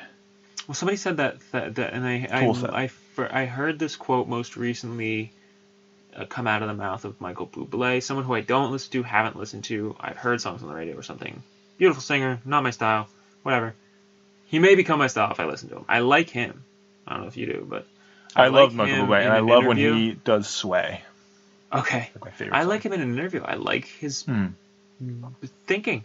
And he says that thing where he says, it's not his quote, he's quoting someone, and I don't even know if they were the first person to say it, but he says, borrow from one guy, you're a fraud. Borrow from a lot of people, and you're a genius. You know what I mean? And that's one of my things. I stand on the shoulders of giants. Who says that one? Newton. And may have been making fun of a midget, but that's not here nor there. And we get that through, I don't know if you did, but I got it through Neil deGrasse Tyson saying it on behalf of Newton. And there's actually an Oasis album called that. But I don't remember the first time that I... Are you aware of that, by the way? There's an Oasis album with that as the title. No. But not a good one. It's their worst album. Well, among them. Maybe leaned on my shoulders a little too much. Yeah, maybe. But, I you know, my music wears... As much as I have a sound that is mine just because of my voice and, you know, I'm just sitting in my room coming up with stuff, I borrow heavily from my influences. I build out of little pieces from songs I know. And sometimes it's noticeable, sometimes it's not. Sue me, don't. But it's in the intersections, in the connections very often. And then you're adding in great new things. Some of your unique mutation to it. But yeah, Matt Ridley calls this ideas having sex. And I haven't read it, but he has a book called... That's disgusting. I've read a book called... by him called the Red Queen, which is the Evo Psych book, but he has a book called The Evolution of Everything, and it's sort of a cultural mimetics book. Oh. Oh, sorry, an evolutionary mimetics book. about culture. I would like that. Yeah. Get it for me. And I was telling you that I want you to fucking Make him get it for me. I want you to write a book on the evolutionary memetics of. I said instruments, but I also said genre. But it's just interesting to show. There is an entire field lineage on that. Mm-hmm. Instruments. Mm-hmm. I don't remember what it's called. It's got to be interdisciplinary with archaeology. It's probably, I was going to say it's probably some sort of cultural anthropology or archaeology subfield. Yeah. But there's literally a name for the study of this is actually something I need to find some books on. I really want to get into it. Because they have family trees, taxonomy. Yes, there are people, they're debating. We're not sure. Is a mandolin a guitar or a this? Yes. Yeah, you were telling me about I think one of the most controversial, well-known instruments is the double bass. Or the upright bass, or the big bass, whatever you want to call it. Big bass. The huge fucking 6-foot tall bass. Shout out to Pat Overstat. Yeah, Pat Overstat used to play some bass for me. He's an amazing musician. Still on your recordings. Beautiful. So there's recordings coming out that he's on that have not been released yet. Playing trumpet and bass, they will be coming. And he'll be credited, you'll see that. Yeah. Quick thing, I'm very extensive with my credits. It's insane, actually, but it's insane. It's like Pat and me both mixed and helped record this one part of the song. Pat did one cut on this piece of the, you know what I mean. But he did a little production work for me. But anyway, that brought me to a quick thing. Two things. First one being that I have to plug 2 more things coming out. I just finished a song I wrote called Midnight in Morning. I think it's one of my best. I'm excited for that. It's one of the ones that. Like, I write songs that I can listen to my own music. It's one of the ones that touched me when I did it. When sometimes, and anyone out there who makes any kind of art, whether you make it for yourself or others, poetry, paintings, whatever, sometimes you make something and when it's done, you go, oh, I hit something. Mm-hmm. I feel something here has communicated what I felt successfully, and there's this gratification in that. Yeah. Building something from nothing that feels deeply meaningful. I think it's similar to, in your field, the feeling of finding things out. Mm-hmm. Though that exists in all fields, it's probably one of those things for you. Is going like, wow, I've figured something here. So usually the pleasure of finding things out from Feynman is, of course, it is generally the pleasure of finding things out, but it's usually which I can do in my thing too. It's usually served for when you got scooped. So you don't get to be the discoverer, which is the real high. But he's saying you should feel that high anyway because, the endogenous pleasure of having discovered it. That's so true. And it's not going to be your name after it, but hell, I at least know I could have been. Yeah, and it really truly is when you, and people know this just as aha moments and whatnot, but when you truly come to understand something, you have a faith in your own brain once in a while that feels great. Yeah. But it's real because we feel so much like little regurgitation machines, or like there's a scientist somewhere who figured it out and I'm just pushing buttons, and once in a while you go, I understand. Or I made music that's really good. I felt something when I finally got back to these particular songs. I've been listening for years with something of a black box in my head for, like, somewhere in your brain you're like, there's European huge orchestras and somehow we're playing rock music in the 50s. Mm-hmm. The fuck happened between those two? When you start to see it literally, you're like, oh, this recording, this man did something. That's very cool. I start to feel what you feel because your history is more direct about those things. They're like, look, Newton, blah, and this guy, blah. They're very particular about their history. We're not as much. We're just like, check out the new fucking Lady Gaga cookie. Particularly on the pop end. Yeah. Which has been contemporary. And so I'm sitting here going, there's a black box unveiling itself where I'm starting to know who my ancestors are. You're seeing patterns. That felt like I understand something. Mm-hmm. I understand where the sounds became the other sounds and who did it and how. It's like when we sequenced the human genome. You go, whoa, I can see a little bit here. And now we can do Ancestry.org and trace. Yeah. And it's not just, like you said, black boxes. I can go sell my genes to the CIA and also find out that maybe we're all a little black. Yeah. And we are, but forget it. What are we on about? If we're going to go on about that, all music is black music because I'm pretty sure African drums were the first instruments. But let's get off it. Is that true? Yeah, I mean, weren't they also just the first human beings? Yeah, I mean, music is so purely from universal. I don't know why it is something that arises from humanity. I'm sure we can explain that somehow, but Pinker it's basically universal. And those African drums and stuff were perhaps started before we branched out from Africa. In the last year or so, it doesn't take long. In the last year or so, Pinker contributed to a paper on the evolutionary psychology of human universalism music or something. Mm-hmm. We should check that out. We should, because think about it. We tend to have music and even instruments, usually drums is always what forms first in any given culture, before we industrialize, before we specialize, before we become non-nomadic, sure. before we It's do much more natural anything than any of that. that seems to make us successful on a large scale. Oh, yeah, First, no, we do there's an songs. innate. Yeah. And we remember. Most genres build from work songs. We remember songs easier than we Why remember is that? sentences. Yeah. And sometimes we use that as a device to remember something. Teach them your Mm-hmm. ABCs. You and I assume most people, I still sing the ABCs, whether it's in my head or not, to Yeah, we make that have progression. an innate A, B, C, D, E, ability F, G. It has to... those melody in it. Melody is deeply linked to memory for humans. That's what the funny thing is when you talk about... this is what I thought was really interesting. The most interesting single thing I learned in music theory class when I did a short stint in school, in community, was that we don't understand much about the nature of melody. There's not a lot of rules to melody. Mm-hmm. Obviously, it's temporal. It has to follow the rules of meter and notes and things, though you can do whatever the fuck you want with it. We know a lot about harmony because once you have a note, there are notes that do or don't work with that. But why does... Why is that less effective on the first listen for all humans on average than... Why does one stick? Why does one not? Mm-hmm. Why does one... why is one an earworm and one not? Mm-hmm. Why does a particular melody have it? Why do we think different ways about different melodies, period? Mm-hmm. We don't have a lot of rules on that. We have a lot of rules with how to augment. And how come even when they don't work well, and correct me if I'm wrong, unlike intervals, there aren't really assonant melodies. They don't. It's not that they sound ear grating. It's just that they don't sound as pleasing as the other ones. But it's not like I'm gonna hate a melody. Maybe I'm wrong. I think you will. Because there's no rules to a melody. It's That move, that move, that move, yeah, that. that's a melody. Yeah, Fuck it. It's horrible. Kill yourself. Yeah. Horrible. So many people listening just killed themselves. It's actually like a weird program. Yeah, this train is starting to screech to a halt, and I felt like there was something. Oh, I wanted to plug the upcoming projects, the M&M, Midnight Morning. I just, after years of really plugging it, it was one of my first songs, my first basement show. There's YouTube videos actually of me playing this song, and pretty decently. I've gotten much better at a basement show.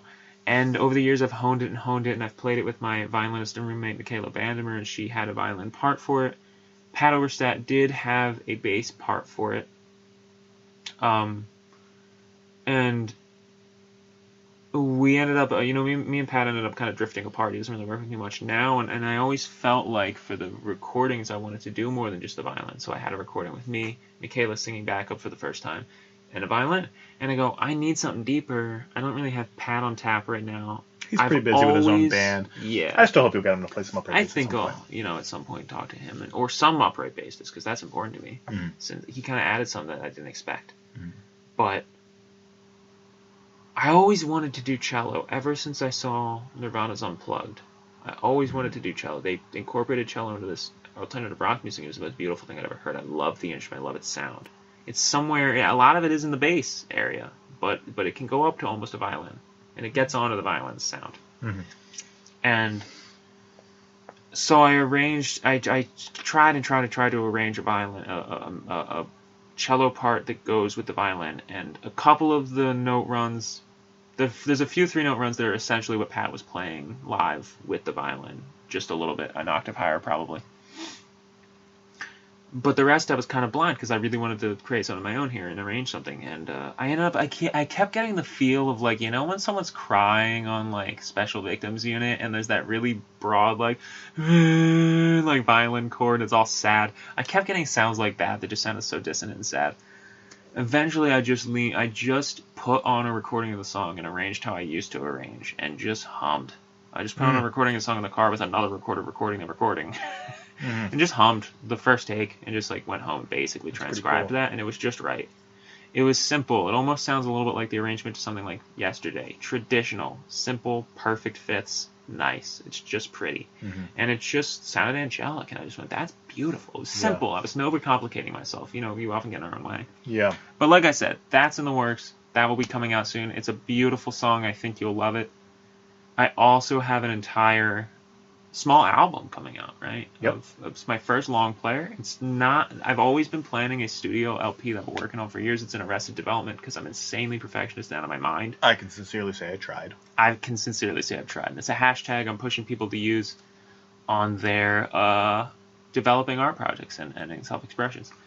But Hashtag I can sincerely say I tried. hashtag I can sincerely say I've tried. Also augmented with hashtag keep trying, along with your motivational stories about your attempts at self-improvement and artistic fulfillment. I'm working on getting those out there as a thing. I've been using them myself for some time. But this project is called Damage Control, which falls into that very theme, in that something that exemplifies the range of my songwriting has to exist, because nobody has any idea that I exist or what I'm doing. And I want a vehicle to help me play shows when things open up again. And I'm hoping to do maybe some podcasts or Zoom shows soon too. But this looking at this drawing over here that I want to base the cover art on it for. I've been doing my own cover arts lately. I want to get out this album I'm sorry, I'm kind of getting circular on myself. Can you help me here? I had this vinyl thing. This least of all thing. Family and friends, including Steve here, all got together and bought some 45s off of me with the tenet that even if everybody picked the same song off of the list of songs, I'd have to record it differently for each person. It's sort of an intimate, personal recording of a song that each person chose. Exactly. I just got the email I should have told you earlier. Yeah, Rob showed. Okay. Yeah, and I got my check. I got paid, people. But for once. So it's not a scam. And so everyone's getting these 45s. We'll see, man. We got it. It's something shipping. It's just a fucking hockey puck. Least of all, we're gonna assume Least of all is a great I've seen nothing bad written about them. Company and the Least of All sound recording studio in New York City. And they gave you a lot of freedom to take your time and yeah, they didn't give a shit. So let's see. Let's see, man. Maybe I'm better. And these are lathe cut vinyl. They're not even pressing these like in a factory. They have a single lathe cutter. But no matter how many people did this project, and they said they have thousands. Oh, there's a guy standing there in real time. It's a 5-minute song. It takes 5 minutes. God bless. To cut this vinyl on a vintage 50s lathe or something. Very cool. Very antiquated. It's taking forever, man. But it's a great experience. I'm gonna need you to give me some way to play it. Yeah, I have to get my. But otherwise, I guess I'll frame it or something. But I know it's not like a. Essentially, this set me in motion in a way I hadn't been in years, and I just went running. In 2 months, I recorded 18 songs, and I went crazy because I freed up from all the stresses of this, thinking it wasn't going to be seen. I did new arrangements. I'm whistling on tracks, a little more whimsical. I'm trying out different arrangements. I'm recording in my old bedroom in my parents' house with the echo of the natural room because it's empty. I'm recording out in the woods behind my parents' house with the bugs. I'm recording in the garage. I'm recording all over. I'm throwing guitar solos down. I sang one of the songs drunk on purpose while I was still drinking because I wanted the fervor. Turn on the lights. I got drunk to sing it. So I could like really nail it. Like it was an angry song. It was an insane song. Yeah, it's very good. I wanted to be a little bit unhinged. That's the barn burner, as I like to call them, or shit kickers. Two songs. Awesome. It's a folk song, and so a lot of these songs are more acoustic guitar focused. They're a little bit more like my live sets. Some of them they ranged from that sort of feel, like I would just put a mic down and record with Michaela, all the way to like a full-on studio thing. And with the permission of the people who bought them from you. I decided to whore the whole personal thing out as a public album. so I your picked favorites. 8 of my favorite arrangements from it. So about half? Yeah, and 2 of them were When the Woods Whisper. I actually did a reprise because I liked 2 different ones. It's my favorite song, so I'm excited. And is one of mine? Yeah, yours the opening one. Yours is the most simple one. I didn't do much to yours because I wanted it to be how you always wanted it, which was basic. Yeah. Just as you have a beautiful studio version of it, but I always loved this acoustic. Straightforward. Which, by now, the studio recording one's old enough, a couple of years, that's like the song in my head. But I know that original thing I loved was the acoustic. You have what it would have been like at those early shows where Michaela's on violin doing that guitar part and me singing and playing it, and then just me tapping on a guitar case to make the which I probably recorded a million times. And at a bar or something. And before COVID. So that's sort of the feel. I think you guys will really like it. The songs range from like vicious, somewhat politically charged kickin' folk songs to plaintive indie folk kind of pains to to like blues stuff like Eggy with the guitar solos and everything, where I really got to get my new Fender guitar, my first real Fender. God, I finally got the money to really shred a guitar solo on that, and I just put a lot of work into it, and I'm going on too long here. Definitely check it out. It'll be on Spotify in the next couple of months. Fingers crossed. I'm looking forward to it. the final touches are going on now. So And then you'll have no excuse but to finish your... the real album's got to go. How many years have you been working on this? Oh, it's been 6 years. Yeah. Very intermittently. Very diplomatic. Very diplomatic. Say that again? That is 22-year-old, I think, Mick Jagger. On whether he's better than the Beatles. Yeah, I love that. Just like, do you feel that you guys are better than the Beatles? They do something very different, and we have our way. It's very diplomatic. Mind you, the Rolling Stones' first single was penned by Lennon and McCartney. Or one of their first B-sides or singles. Some of their early songs were penned by them. Cool. Yeah. Lennon and McCartney were selling off songs to people that had so many songs they were writing. That's awesome. They wrote like 200 songs in 7 years. So what, man, I don't want this podcast to end. We gotta end it. We'll keep going. Talk about music. Thanks for letting me plug for like 20 minutes. That was too long. Yeah, no problem.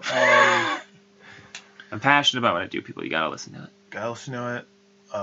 Looking forward to it. Follow us on the social media. Remember my name. Forget Jim Carrey's name and put Jake Gussman where that used to be. Yeah, someday there'll be a really bloated, selfish novel that I write where I say Jake like 400 times, and then eventually forget my name and die at the end. and then you'll hate his music. Yeah.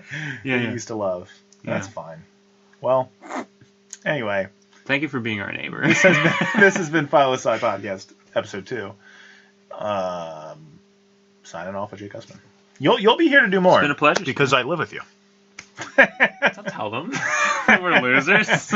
We're going to sleep in this bed together now. Yeah, we are. We're going to spoon. Good night.